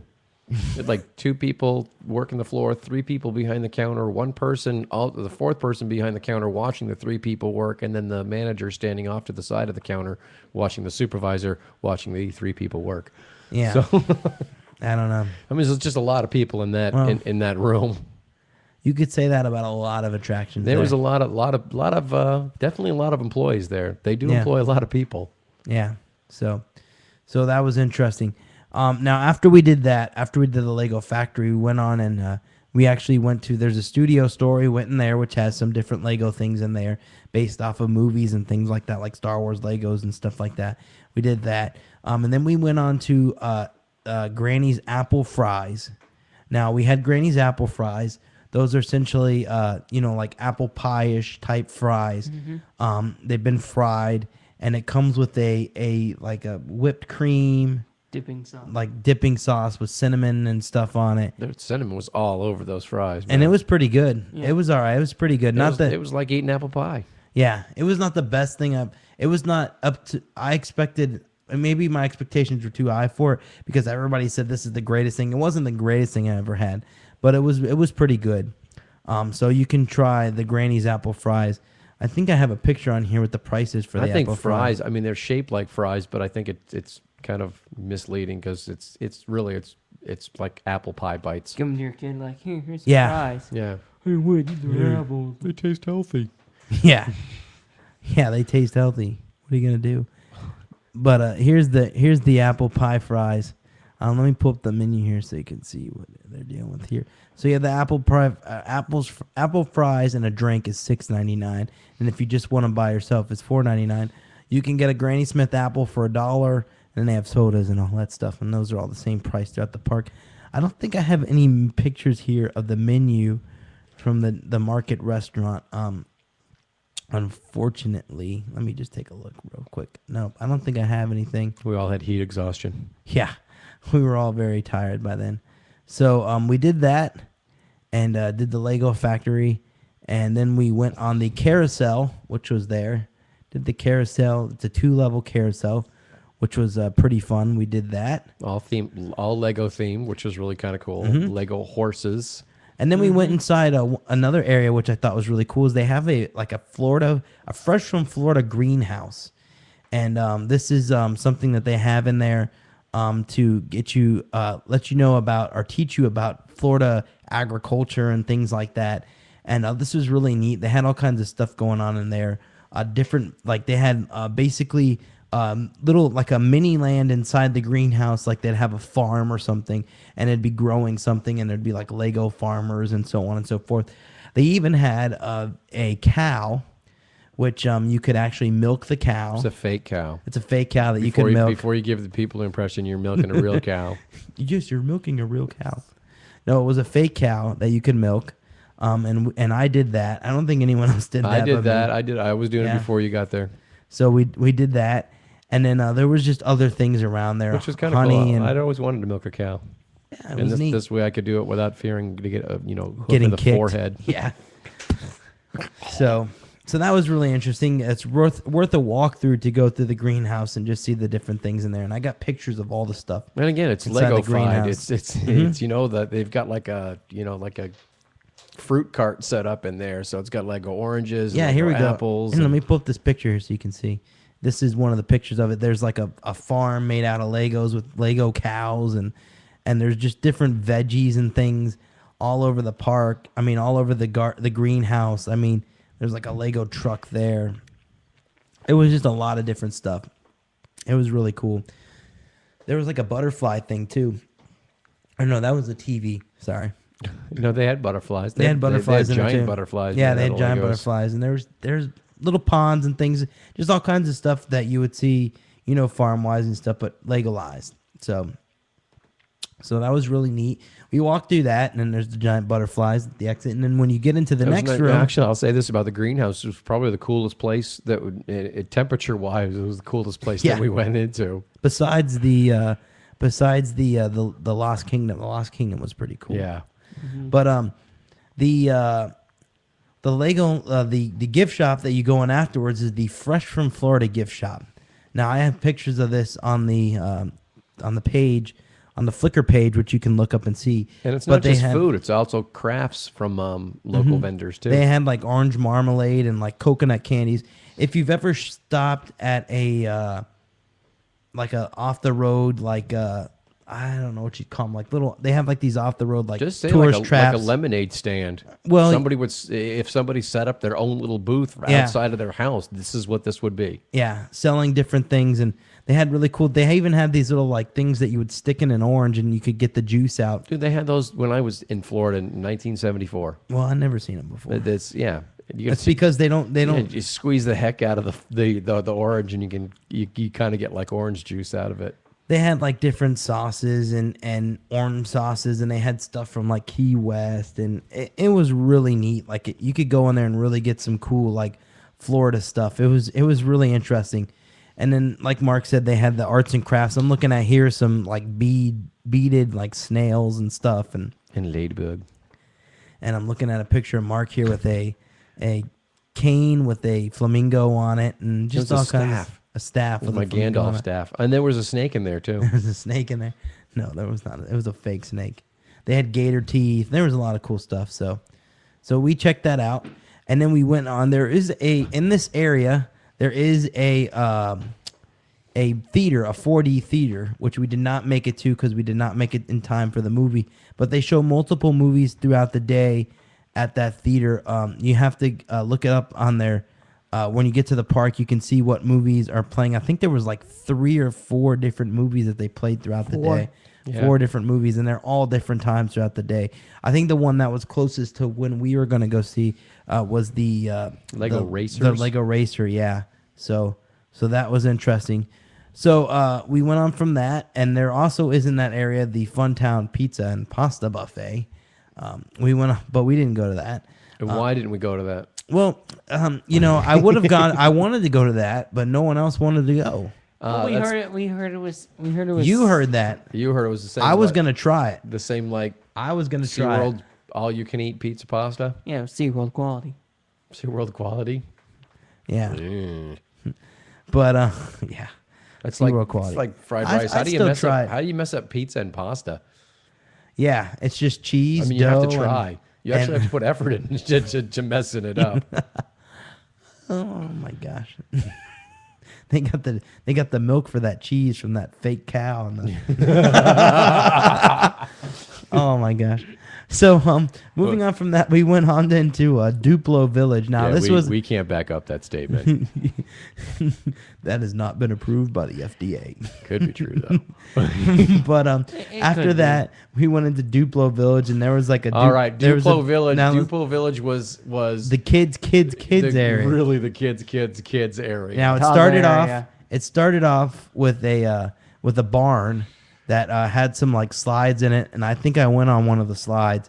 We have pictures of it on our website. I think there's pictures of me on the slide somewhere. But we went through the Duplo Village. There was 3 big attractions in the Duplo Village. 3 small attractions at Well, the Duplo Village. big attractions for that area.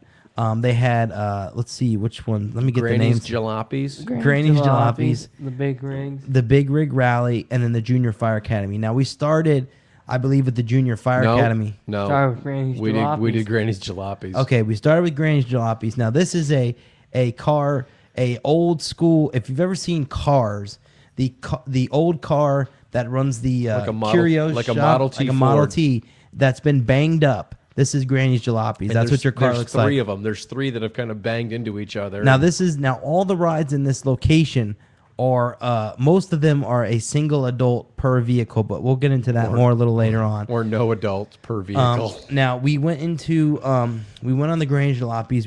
I think we all had our separate Truthfully, to vehicles. tell you that the Granny's Jalopies and the Big Rig Rally are not much different from like little tiny train rides that kids can Yeah. ride in, say, like inside a mall. They really weren't anything different than that. That's how small the attractions Yeah, were. and they were for fun. this- You go around the track and Well, do we all made that. it fun. But the Junior Fire Academy, that was kind of cool. Now it was a thing that you stood on like a platform that was supposed to be similar to like a ladder for a Yeah, like a cherry picker. for a fireman, and you would actually have to shoot water at these different fire things and put out fires, and it would go up and down and it would spin around. The only problem with this attraction is you basically just shot the water and there was And no went up and down score. in a circle. No, There was no score keeping. There was nothing. So and some of the flames in the building, I mean, they weren't real flames; they were just painted flames, but they had like lights on them. yeah, And and it the would have lights been would go off. You would think that after you squirted the parts of the lights, It that they would go would go off, out, but and it then- doesn't do anything And then like that. different lights would come on, and that would have at least given you some sort of purpose. But you know, there's no- something to shoot for. No pun intended. There's no purpose. There was no purpose. You just went up and down and sprayed water. Yeah. So after we did, Although I still enjoyed the ride, I thought it, just from a I mean, I thought it was a cool ride. I It- thought it it was. just I'd could have never been better. seen the rides. Even though the rides are in this park are not the highest quality rides, I guess you could say some of them, but they are different. And I will give them that. They are really different rides, and I really thoroughly enjoyed them. Now, after we did that, we went on to the Big Rig Rally. Now, like Mark said, on this attraction, this was a they're like semis, and they have a front section and a back section, and the front section is really, really small. Even a kid, like a 5-year-old kid, would be cramped in this thing. I mean, it's tiny. And by you go looking around at this it, track. it looks like it looks like you sit on like a little bench thing that's like 12 inches, Yeah. and then you sit in a thing that's like 12 by 24 inches. Yeah. So you get inside this attraction, and I sat in the back. Now, Mark, for example, Mark was adventurous, and the cast member or worker or whatever you want to call them, pretty much gave him the challenge of saying that there's only been one other adult that got inside And this. she was much smaller than me. Yeah, and she was much smaller than him. So Mark was like, "Okay, I'm getting in this thing." Well, they only had the 2 cars, so it's the Big Rig Rally. You like getting into like an 18-wheeler truck kind of thing without the trailer in the back. So, and there's only 2 of them. So there's 3 of us going on this thing. So it's either going to be Rob goes on with Sean, and they just sit in the back, and it goes around and around, which I would have been all right with, but I got in line with them, and so somebody had to make a decision. So I stepped up and I climbed into that 12 by 24-inch spot there, and I actually fit. yeah, And they get pictures of it. I can't believe I fit. I can't believe I got out after I got in there. yeah, yeah. You got out, and it was that whole thing was just that whole thing was just interesting. Should definitely check out the pictures on the website though, just to see how incredibly tiny that the attraction itself was, and Yeah. it was fun. We shouldn't have been on it. It's definitely made for 5-year-olds, and we should not have been on it. But the cast member was cool, so she let us on, and Well, you know what that means, right? yep. I'm a big dumb animal. Oh gosh. I just don't know any better. Oy vey. So we did that. Ooh, sorry about that. So we did that, and then we went on to the one of the things that we were really looking forward to, which is the Dragon coaster. dragon coaster. Now, you enter into this area, and I forget. Let me look up the name of this area. This area is the Lego Kingdom area. It's based off the Lego Kingdom set. Lego Kingdom set. Yes. Okay, so that's based off of this area is based off the Lego Kingdom set. And we did this, and it was interesting. There was a lot of cool stuff inside this area. So we did that. We went into the castle here. And now this was a coaster, and when you see it from outside, it's a steel coaster with little dragon cars. It was really neat. So we were really excited about this. Now, you walk in. Most of the queue line for this is outside, of course, just like everything else.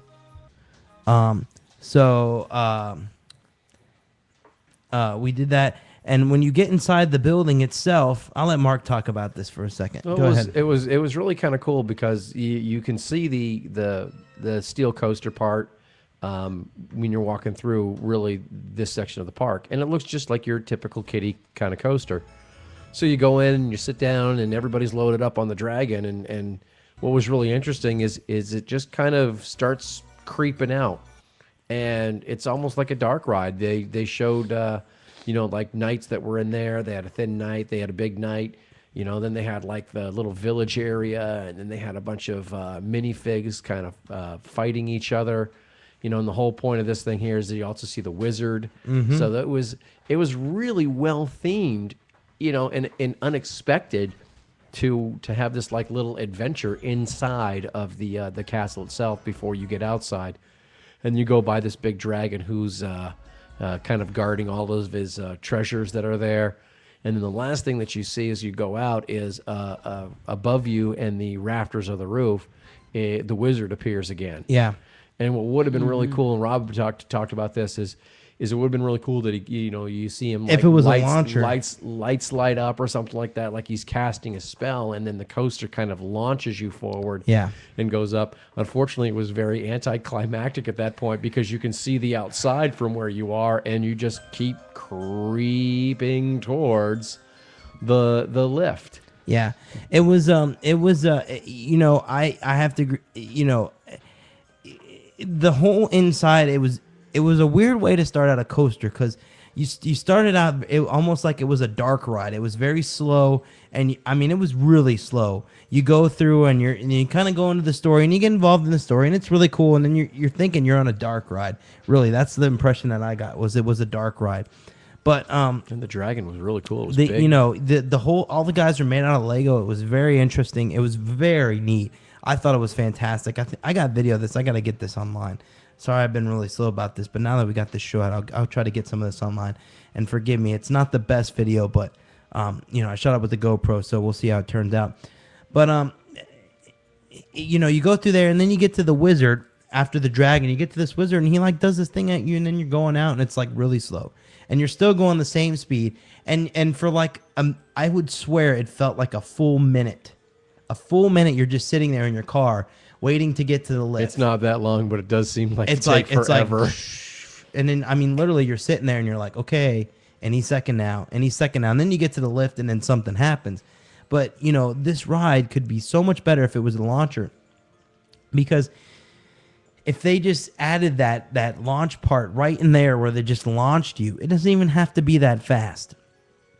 Just a slow launch up the lift and then down and around and so on and so forth, and took care of you. And man, that would have been just it would have been so nice. I think, you know, the wizard could have done a spell and you got it shot out, and that was the only thing I could say about this coaster that you know, that could be better. But the coaster we've been itself, saying it all along. It's very kid friendly. Yeah.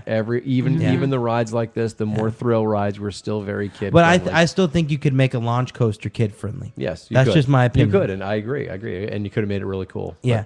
but it wasn't. You know, it's And you get back into the thing and it's over. I mean, you're outside for the rest of the ride, and that's pretty much the end of the ride. Then you go back in and you're at the beginning again. We were screaming like crazy. I forget what we were screaming when we got I know back. we were screaming every time you're on a And the coaster. girl- You scream the name of the coaster. Oh, the dragon, the dragon. Oh, flying school, flying school. Oh, it's Kraken. Oh, Kraken. Ah. Any video you see, if you Yep. check out any of the videos Yep. with Rob on it, all he I does agree. is scream the name of the coaster. I agree. It happens. Every single time, too. We could go on like Kraken 20,000 times. It wouldn't matter. Every single time. Ah, 20,000 Kraken. times? We're going to go on Kraken 20,000 times? I'm all for it. Yeah. But I mean, the dragon was really cool. We left there though, and there was a little attraction. Excuse me. Merlin's Challenge. I believe that's what this was. Let me double check the map here. Yes, 67 Merlin's Challenge. Now this was if you've ever been to a fair, they have something called the Himalaya. And Which this is different than the flying bobs, because the flying bobs They're- are like on a swivel. Yeah, They this kinda is like swivel out. they're all connected together and they go on a track thing. And This the was like track the just does little up and downs. This is the same thing. It was smaller. The guy told us that the louder we scream, the faster it goes. Now, what music did they play for this? Was it like regular pop music? No, I don't know what they were playing. I thought it was regular pop music. Maybe I'm mistaken. But they were playing the stuff, and the guy's like, scream real loud, and I'll make this thing go crazy. And we're like, ah. And Mark's like, oh, yeah, we're doing this. And we're screaming like, so loud. We're going nuts. And it was It interesting. might have been the only two of us screaming, too. I don't know if anybody Yeah. else was participating. And we did that, and that was really cool. We didn't do the Forestman's Hideout. I didn't see that. I don't think we did that. I think that was just like a kid's playground. Yeah, it was Yeah, just a the playground. walkthrough. Yeah, and then they had this one here, This which thing we was really so wanted to do. cool. It was called the Royal Joust, and it looked really awesome. It was essentially like you were riding a horse that went on this like little steel track, Little rail. and little rail track, and you had like a spear, and you would like do jousting, and you would go past stuff, and it would like fly around like you just hit it with your little jousting And stick. you really It weren't looked awesome. doing anything other than sitting No. on this horse thing and having it kind of drive you around on this rail. But the thing that I liked about it, it still looked so well themed for Yeah. that section Yeah. of the park, and it just You looked know- like it'd be a lot of fun. I'm gonna just come out and say this. Sometimes when I see these kids rides, and I just see the kids' reactions on these rides, because I remember seeing the little girl on that she has really no idea what's going on, and she's not really. I just wish I could ride it just to get some enjoyment out of it. I really feel, because they just don't look like they have any enjoyment on the ride. Or they're scared to death. They have two of them going out, and they actually look like they go at each other Yeah, like you're jousting. yeah. They never get close enough. But I can't It's imagine awesome. what it would have been It's like awesome. if Rob and I were able to get on It's that thing awesome. and have the two kind of horses kind Yeah. of get close to each other. Like we'd have been screaming at each other. And and when you go into the castle area, there's like a moat and everything, and it's really cool. They also had a burger place in there. We didn't go to that. There's the King's Market and the Princess Palace, which are two shopping options there. We didn't go to that, but I think Lego themed wise, that was probably the best Lego themed section of the yeah, park. I would agree. Well, besides Miniland, No, besides Miniland, which is a totally different thing right. entirely. It's not like a themed section for the most yeah. part, but everything there was really kind of cool in the Now- in the Lego Kingdom area. Now, after we did that, we walked back, and I believe this is when we did Coaster Source. We Yes. walked past Coaster Source and did Coaster Source. This is their wooden coaster. And it's funny because, one thing I'll say about Coaster Source is, as for a coaster, it's really smooth. Yeah, it's because it's so small. And I just rode Gwazi not too long ago, and it was just so rough. But this was really smooth. So It's a smaller wooden coaster. There's not a lot of big drops in it. But one of the things that I really liked about it that is true to form for a wooden coaster is it's gravity driven. So as you're coming over the top and you slow down, if you're sitting in the front car like we were, even going down the ramp a little bit, you're not going too fast until the last car clears the ramp, and then you really feel the force of the back cars pushing you up the other hill. So I really enjoyed the ride itself. I thought it Yeah. was still one of the better rides, despite the fact it wasn't that fast, it wasn't tall. no, but You know, the only it was thing still that I will smooth. say that would be a complaint for me on this attraction was the crampedness that we had being in the front row, because Again. once again, designed for kids, so the cars are smaller. So take note, two adults riding this thing, not going to be the greatest experience in the world. No. But we were really tight. But man, it was. If you watch the video for this, I'm asking Mark, I'm like, is this a wooden coaster? And Mark's like, yeah. I'm like, then Gwazi really sucks. Because I'm so used to the head banging, the headaches, the bing, bing, bing, bing, bing, bing, bing. And this didn't even have that. Fillings falling out. This, the one thing I noticed about this, and I'll say this first, even though it's a small coaster, I still think this is better design than Gwazi. When you go up Gwazi, you get that even when you're going slow, you get that ding, ding, ding, ding, ding, ding, ding, where it kind of hits there. This didn't have that. It didn't have that, and I don't think that has to do with size. I just think that has to do with the way it was designed. It's just, and that to me was like a major thing. I mean, it was really smooth. So this was an awesome coaster. I mean, all the coasters they have besides Flying School, I would say, are fantastic. Flying if School is the only one. Source had not had a fairly long way to it, I think we would have done that more And than another thing to once. keep in mind too with this park, much like some like Busch Gardens does too, it's outside a lot. So a lot of these coasters will shut down if there's thunder or lightning in the area. So do keep that in mind too when you're going there. But man, that section was a blast. So we did Coaster Source, we left, and then we went back through the Technic area to kind of get to the lake area, and we went through the Imagination building, which was like a pavilion there, and they had Imagination Zone, which had like this big area where you could like design all this stuff. We didn't go in there; we just looked in there because they had a line. You could like build stuff with Legos and stuff in there. It was really neat. The design area had like you'd build a Lego car and then test your Lego car. Yeah. So they had like little ramps in there and stuff. Then they had the game zone, which is pretty cool, where they had a couple of iPads and they had Wii and other stuff, and it had Lego games on. And they had a Kinect in there. They had an Xbox Kinect. Yeah, like the Lego Harry Potter. Yeah, and they had different Lego games you Indiana could play. Jones. And they had the iPad with the games for Lego on the iPad. And then we did do the elastic traction out of Technic, which was by the Imagination Area, which was, let me see what this one is called here. Power Tower. No. It is the, it's not on here. Oh, Imagination Zone. Oh, yep. So Imagination Zone, it was the Kid Power Towers. But essentially, the reason why they call this the Kid Power Tower is because you sit in it's a 2 seats, and you in the middle of the 2 seats, it's a big tower, is a big rope that you pull to get yourself up to the top. Now, it doesn't drop very fast. It doesn't drop at really any speed. It doesn't take a lot of effort. It's not like you No. are literally pulling yourself up on a rope like in gym class. And once you get up to the hydraulics. top, and I'm sure for a kid though, it's got to be a lot. But once you get up to the top, you don't have to like keep pulling to keep it up. You just hold on to the rope, and it'll keep you up there. But it was interesting. It didn't. I think it spun around or something. Yeah, it did. It kind of twisted around. Yeah, while it you didn't did that. really do much of anything. So we did that, and then we walked on, and there was a gift shop to there that we checked out. Which, The fresh food. well, we'll get into that in a second. There was a gift shop, the Extreme Zone shop, which had stuff to do with skiing and stuff because of the show that they have here. And then we went into the restaurant here, the Lakeside Sandwich Co. Now, this is going to be interesting because here's my thing. Okay, when you walk up to this restaurant, there's banners everywhere, and Mark saw these banners, and what did the banners say? Fresh made, fresh food, fresh this, fresh freshness that. is our middle name. Yeah. So then I get in there and I'm thinking, oh, they have. I wanted to check it out. I'm thinking, oh, great, they're gonna have this lady that makes your sandwiches, and it's gonna be pretty cool. All right, this could be good. We expected it to be like a deli. Yeah, like a deli. Well, you go in there and there's no one in there. First off, there's no worker in there. It's the most deserted place in the whole park.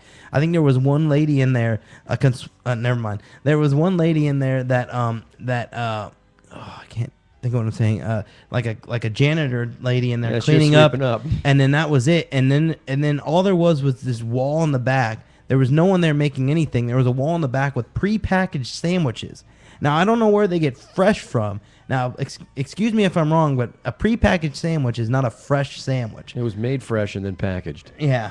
So, I was like, what the Made heck? fresh, packaged fresh. So, you sold don't know how fresh. long they were been sitting there, and I was Sold packaged. I was like flat. I was like, wow, really? Okay.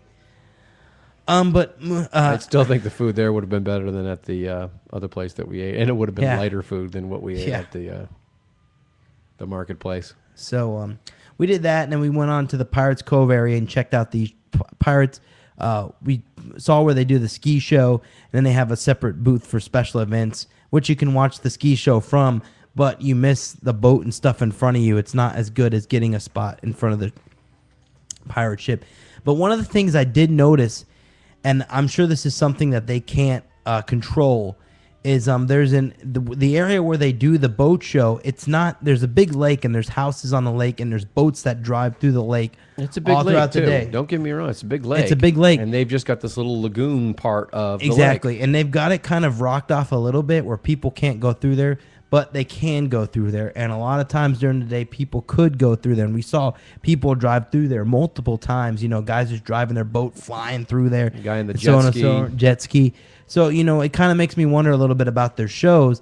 I didn't get to see a full show, but I wonder if people go through and I hope they don't mess around with them when they're doing their shows and stuff. Truthfully, I was kind of scared. They were there's a boat that pulled in there, and it was pulling kids on a raft, and they're going into this area where they actually have jumps. So they actually Yeah. have these wood structures set up, and if these boaters aren't careful, somebody could have gotten really hurt. And they And I have just the- thought it was very irresponsible. For one, they get the rest of the whole lake. They Yeah. don't have to mess. They don't have to mess with this little section of Legoland at all. And Yeah. they still did. It's a big lake. Yeah, they And don't again, have to be over there. very- and then very another irresponsible. thing too that I noticed. I mean,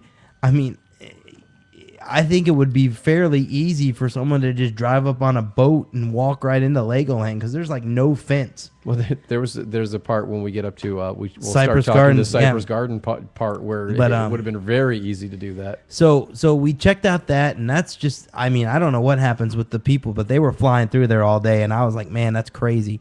It just seemed really crazy to me.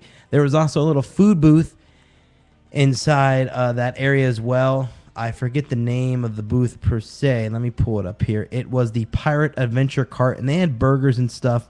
And I actually got a picture of the menu of that. And burger, chicken.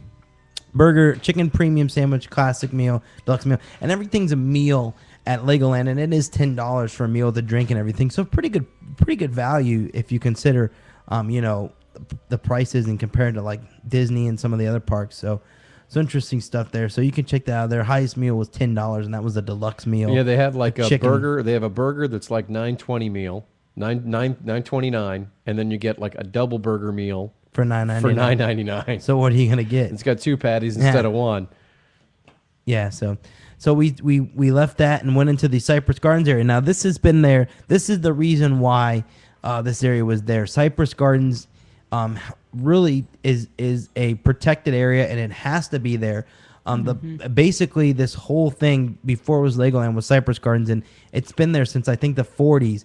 And the guy basically built these gardens, and people would come just to Florida. That was the original attraction to come to Florida, was Cypress Gardens, to see these gardens, to do these gazebos, and to have events out there, and to see the flowers and so on and so forth, and the banyan trees. Oh my God, that thing was beautiful. And stuff. So you walk in, and they still have the gardens. They still have the theme of the gardens, which is this old style big dresses. These ladies in the big dresses with flowers. Southern Belle. Exactly. Sort of the whole Southern feel. Exactly. And then you walk in. It was absolutely beautiful. Oh, it is. The landscaping was beautiful, and the plants and everything. Let me see if I can pull some pictures here. It was absolutely wonderful. I mean, it was so pretty. I mean, you're really, yet another must see. And one of the biggest things that I liked, and we have it on here, is this banyan tree with just these roots coming down from the tree in this big area, and it was just so pretty, and it's shaded, and it's nice, and it's very tranquil back there. You get away from all of the coasters and the kids and all that, and you get back there. And even though it's part of the park, peaceful. It's very well secluded from the rest of the park. So there's fountains and like natural fountains, and I mean, there's a gazebo back there. We all got our picture in front of the gazebo, but there's that. That's been there forever.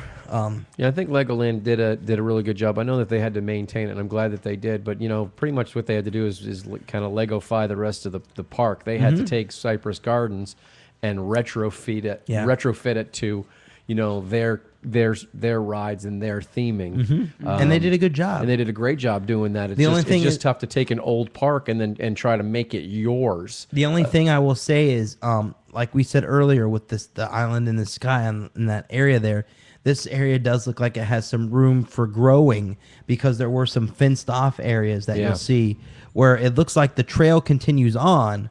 It just looks like they just have to clean it up and get the shrubbery cleaned up and all that, and kind of add that Lego-ness to it and build that back in there. So that Cypress Garden didn't have a whole lot of Lego theming to it, which I thought was good. They kept it the way it needs to be. I mean, basically the sign had the most Lego theming. There was and then there's another Lego dress, another Southern Belle, but it's the Southern Belle Lego girls that you saw, and that was it. And then you saw all the things that you remember from Cypress Gardens, like the gazebo and the banyan tree and all this stuff. And it's so pretty. I mean, I can imagine, I will say this for this portion of the park. If you are, if you really like gardens or so on and so forth. Oh, it's fascinating. It's really fascinating. You should check it out. If you live locally and, you have family that comes in and you really like the gardens, buy the year pass, because you can go to the gardens, and then when the family comes, you can go to the rest of the park. But it's really cool. I mean, it's really pretty. It's really nice. I wish we could have spent more time in that section. Garden, in the botanical garden. Well, and it's not that we didn't rush through it. No, we didn't. But we didn't take our time either. We didn't have time to take our time with I mean, if we would have had another hour per se, which we could have gotten if we didn't have to go to the media events, or another hour or two if we didn't have to go to the media events in the morning, which I think we could have spent some more time in the gardens. Yeah. And it would have been more relaxing. So, the park closed at 6 or 7 that day. 7. 7, yeah. And we left at like 5 or 6 because we were trying to get over to the hoopla at or Hollywood Studios, you can definitely 6 or 7. You can definitely make it through the day and see everything and do most of the attractions. Nothing was too crowded that day, so we did really good. Now, I think that's pretty much does it for us in our day at the park because we pretty much did the gardens and that was it. We left. We actually did the Mouser coaster a couple more times. Oh, we did do the Mouser Which was coaster a cool couple more because times. Tomas was still there Yep. and he was still being really cool. So. Yep. Then we left after that. But as for the park itself, I will say that the park itself, it's very fun. It's more kid oriented. I really got the feeling that it was more of a kids park because a lot of the attractions, it's designed for kids. A lot of the attractions, like we said, are one-person attractions. I say, and I said this before, and I'll say it again, I almost felt like, it was kind of a park where, it's not meant for people like us. It's not meant for groups like us it's not a park for everybody. I think it's a park more for kids. I think if you got young kids and you take them to this park, it's a fun one-day ticket kind of gig. Yeah. I think if you're you're taking your girlfriend or something like that to this park, it's as two adults going, it's not going to be as going to thrilling. be a good time. When you The only can't thing see that the you're gonna park see through is the garden. through the eyes of your kids, Yeah. then it's going to lose. I'm not I going mean, to say if it's you losing really some like of its if you luster. really like coasters and theme parks, it's a good park to do once just to really see to say you did the rides. to say you did it. Yes. And that's kind of the way that we felt because Yeah. we're that way. And we really felt that it was worth it to see it once, to see Miniline once, to see Cypress Gardens once. Is it something we'd get an annual pass to go back and back and back to? No, because for me, it's a couple of things. And I've said this before, and Mark, I think, disagrees with me a little bit. Just a little bit. But the distance, now it is 45 minutes to get to this from Walt Disney World, but it's not really it's not that if it was 45 minutes and it was straight off the highway or close to the highway or in some type of big city, I wouldn't have a problem with that. Like Busch Gardens is a little bit off the highway, but you're driving through the city and then you get there and so on and so forth. So I'm okay with that. But for some reason, just this, because you have to come off the highway and go down this road for 18 miles and there's nothing there. It's all like, farms and stuff. And it's really like farmland. It's and definitely more rural area. And then you go down another 4 miles down Cypress Gardens Boulevard. And then, you make it there. But it just felt like really out of the way for me. See, I didn't find it out of the way, but I didn't find it convenient either. I think it is, I don't want to say just the right distance, but I think if it was any farther away, it wouldn't have much of a chance. I think it's far enough away that you can make a day trip of it with your kids if you're already in Orlando. And they do provide transportation to and from the park. They do provide bus transportation, I think at like $10 or $15 to and from the park. You can take a bus. I forget the locations. You can take a bus. Let me pull it up so you can see. Let me pull up the thing here. I'll pull it up here so we can see what the bus is. But there is a bus that'll take you. I think it actually takes you from the mall. There's like an out. I think it takes you from the outlet malls and then takes you out there. So let's see. Parking prices. So I don't even think the bus trip would be worth it. It's close enough that you can drive there.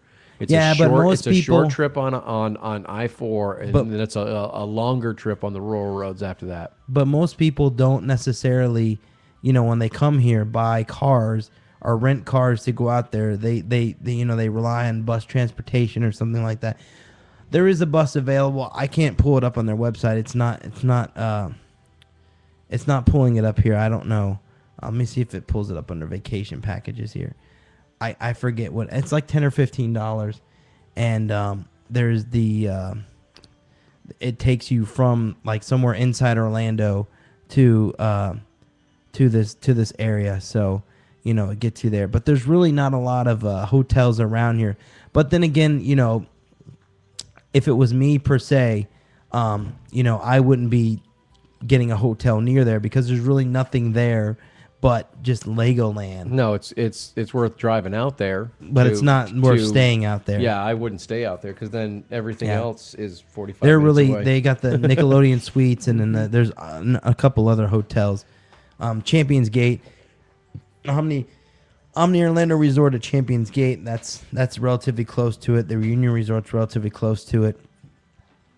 These are out there in the Champions Gate area. Now, Nothing too close to Disney. Busch Gardens is definitely farther away, but Busch Gardens is more of a amusement park, theme park, thrill ride oriented. And so it seems more convenient to get there than I'm it not would. going to say more convenient. It's just I just think it's a better ticket, shall we Yeah, say? yeah. You know, it's worth driving the hour, over an hour to get to it from Orlando. Yeah. You know, to go on SheiKra, to go on, the all the different stuff that they have there. Plus, It's not that Legoland doesn't have the rides. It's just that the rides are more for still kids. kid oriented. It's very like- much for kids. It's like if you, let's say, I'll give you an example. If you took, let's say, for example, if you took Storybook Circus and took the rides in Storybook Circus, Dumbo and then the Barnstormer, and then essentially made that into a park that was Lego themed and had different, theming, but took those types of rides and put those all throughout a park, then that's sort of Legoland. It's that they're kind of like half kiddie, Yeah. half adult rides, and then there's some rides that are just kid. There's no way you're getting on them. So it's nice. It's very nice out there. The gardens are pretty. Miniland is pretty. We're not saying not go there. We're just saying that for us, it's a one and done situation. We've been there. We just don't have any plans on going back because it's not a big draw for us to want to go back. If they invite us to another media event, we'll be glad to go. Absolutely. But it's just not something that I could see doing over and over and over again. If they add some other attractions, possibly, yeah, we'll probably go back and check out those other attractions if they're bigger attractions that we can do. They have some room to expand, and they've got a great theming. I mean, Yeah. Legos is unlimited in what it Yeah. can do. Legos themselves are unlimited, only limited to your imagination. Yeah. And the park can be the exact same way. It's only limited to the land that they have, but their theming is absolutely unlimited. So they got an absolutely wonderful Yeah. product to deal And the with. theming is great. The theming at the park is fantastic. That's not the issue. The issue is just the rides and things that they have there are just still not retrofit from the old Cypress Gardens, and they did Not only that, they did but a they're good just- job, but it's still small. It's not only that. It's just it's not only that. It's just the fact that they're designed for kids and so on and so forth. So it's just it's interesting. I don't know. But we definitely won't be going back again. Not anytime soon. It's just not a big draw for us to go back. And another thing to keep in mind too, we found this park to be very hot. We said Make that. sure you wear a lot of sunscreen. Make sure you drink a lot of water. Like he said with Miniland, it's not covered. A lot of the attractions are out, or 99% of the attractions, I would say, are outside. So are the queue lines. So are the queue lines. So you're going to be standing in the heat. And that area there where it's at, because it's right next to Lake Eloise, is very humid too. It's very humid right next to that lake there. So that water park is just looking better and better and better. But go out there for the day, spend the day at Legoland. If you want to do the water park, my suggestion to you is to buy 2 days at Legoland. Go the first day to Legoland, and then go the second day kind of half and half. If you do the water park, do whatever you want, but do the water park maybe half the day, and then go to Legoland and kind of hit the favorites that you had the day before at Legoland, so you can really experience Legoland and do those rides that you like the most. Because you could really, I timed it the first day we went with basically not too big of a lines. I started at I think 10 and was done by 12 on all the slides, 12 or 1. So, 3 hours to do all the slides. And I went in the lazy river, spent time in there. I went in the wave pool, spent time in there. I did basically everything. So yeah. So I think that's going to do it for this show. It's been a long show. Next week, we will have a review of the Kinetics fireworks show. Kinetics show, summer night show at Busch Gardens, which is their nighttime show, and then their fireworks show as well. We have that. and you can see the video of both those shows, and you can see a video on YouTube of Ed dancing. I saw it. And there's also video of me dancing. I was doing the electric slide, which they didn't play the right music for the electric slide. They just played some like hip hop music, and I'm See, thinking. normally I'd say and I you're, couldn't. you're an elitist and stuff like that, and that you should just let them play the music. But you're used to be a DJ, so I think you're pretty well versed in what they should have played and what they shouldn't have played. When you play the electric slide, you play the electric slide song Yeah. because they were playing this song and it had like a hip hop beat. And I mean, it was just not. I could not get into it. The electric slide. It didn't the flow. way the way the song goes.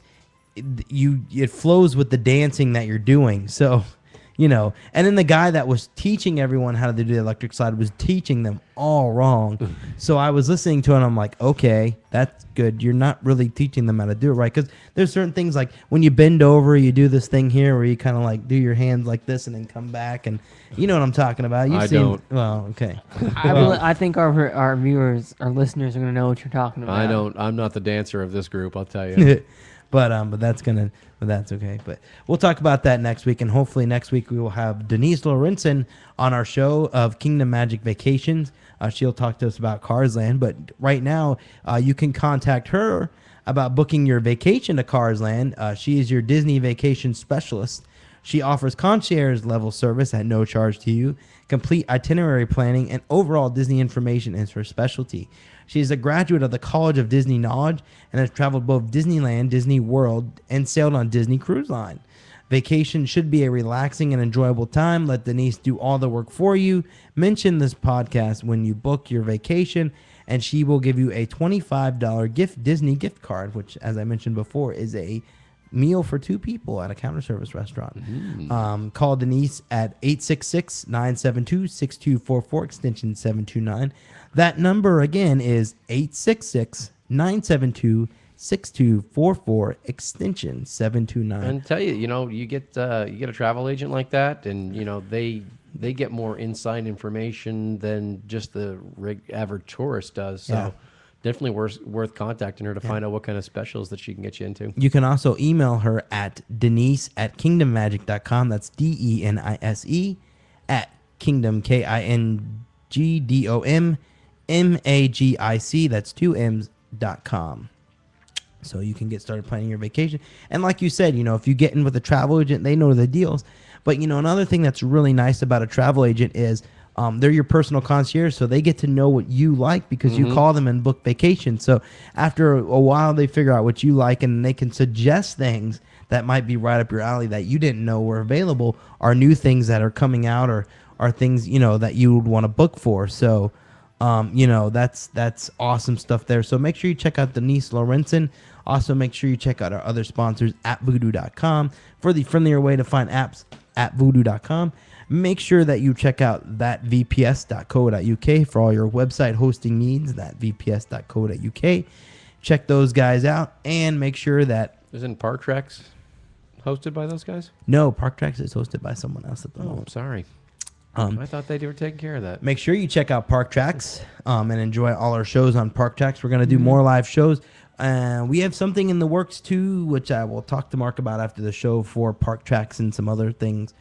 Going to be really cool that me and Frank from Mr. Frank's Wild Ride are working on. Something really cool. And we'll talk about that more in the future as we get those plans put together. Also want to make sure you check out our donations page. Donate to our show. Help us make the show better. Help us do more things. And help us, get more reviews and things for you guys by donating to us. As usual, thank you for the people who have donated. We really appreciate it. We really appreciate it. Sincerely appreciate it. And, always you guys remember, get all the... We're happy to get the kind of money that jingles, but we better get the kind that folds. Yeah, we prefer to get the kind that folds. So, so check that out. So check out that, and then check out our Amazon links. And eventually I will get that wish list set up of things that I want for the show. So if we can get equipment... for the show and stuff like that. But thank you guys for all your donations. Thank you very much. We really appreciate that. So Let me pull this up here. I think that's going to do it for this show, unless you guys had anything you wanted to talk about. We've been rambling on here for, let me see, for the long time of 2 hours and 30 minutes, Oh goodness. which was the same amount that we rambled on the last time we recorded this show, and the computer didn't record it properly. Well, It was anyway, Robert's fault. It was my fault. It was Mountain Dew's fault. Mountain Dew's fault. It was definitely Mountain Dew. We're gonna see But, Pepsi. But all right, guys, I think that's gonna do it for this show here. right. So we're gonna go ahead and leave you for this week. Have a good week, guys, and we will see you next week. And this is Mark. And Rob, And Ed. and this has been the Mickey Updates podcast.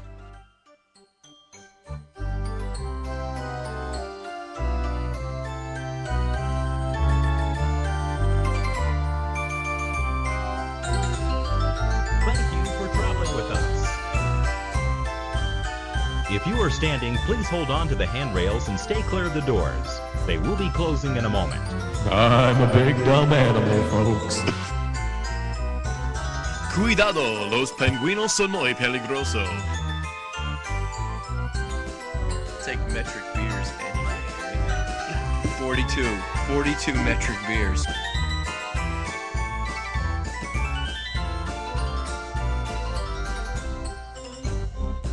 If you're standing, please hold on to the handrails and stay clear of the doors until the monorail stops completely and the doors open. If this concludes your visit, we hope you've had a wonderful time and will return home safely. Thank you for traveling with us.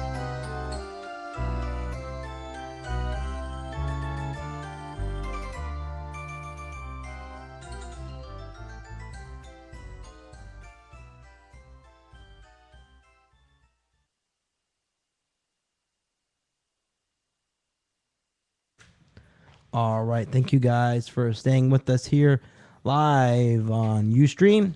And we got this right here recorded. So hopefully the audio worked properly. I think I had it messed up a little bit at the beginning, but I think we got it. But we'll get it on, it'll be on YouTube here in a little while, so you can watch it. It'll be on our YouTube page, Mickey Updates podcast on YouTube. So I'm going to hit the stop record here.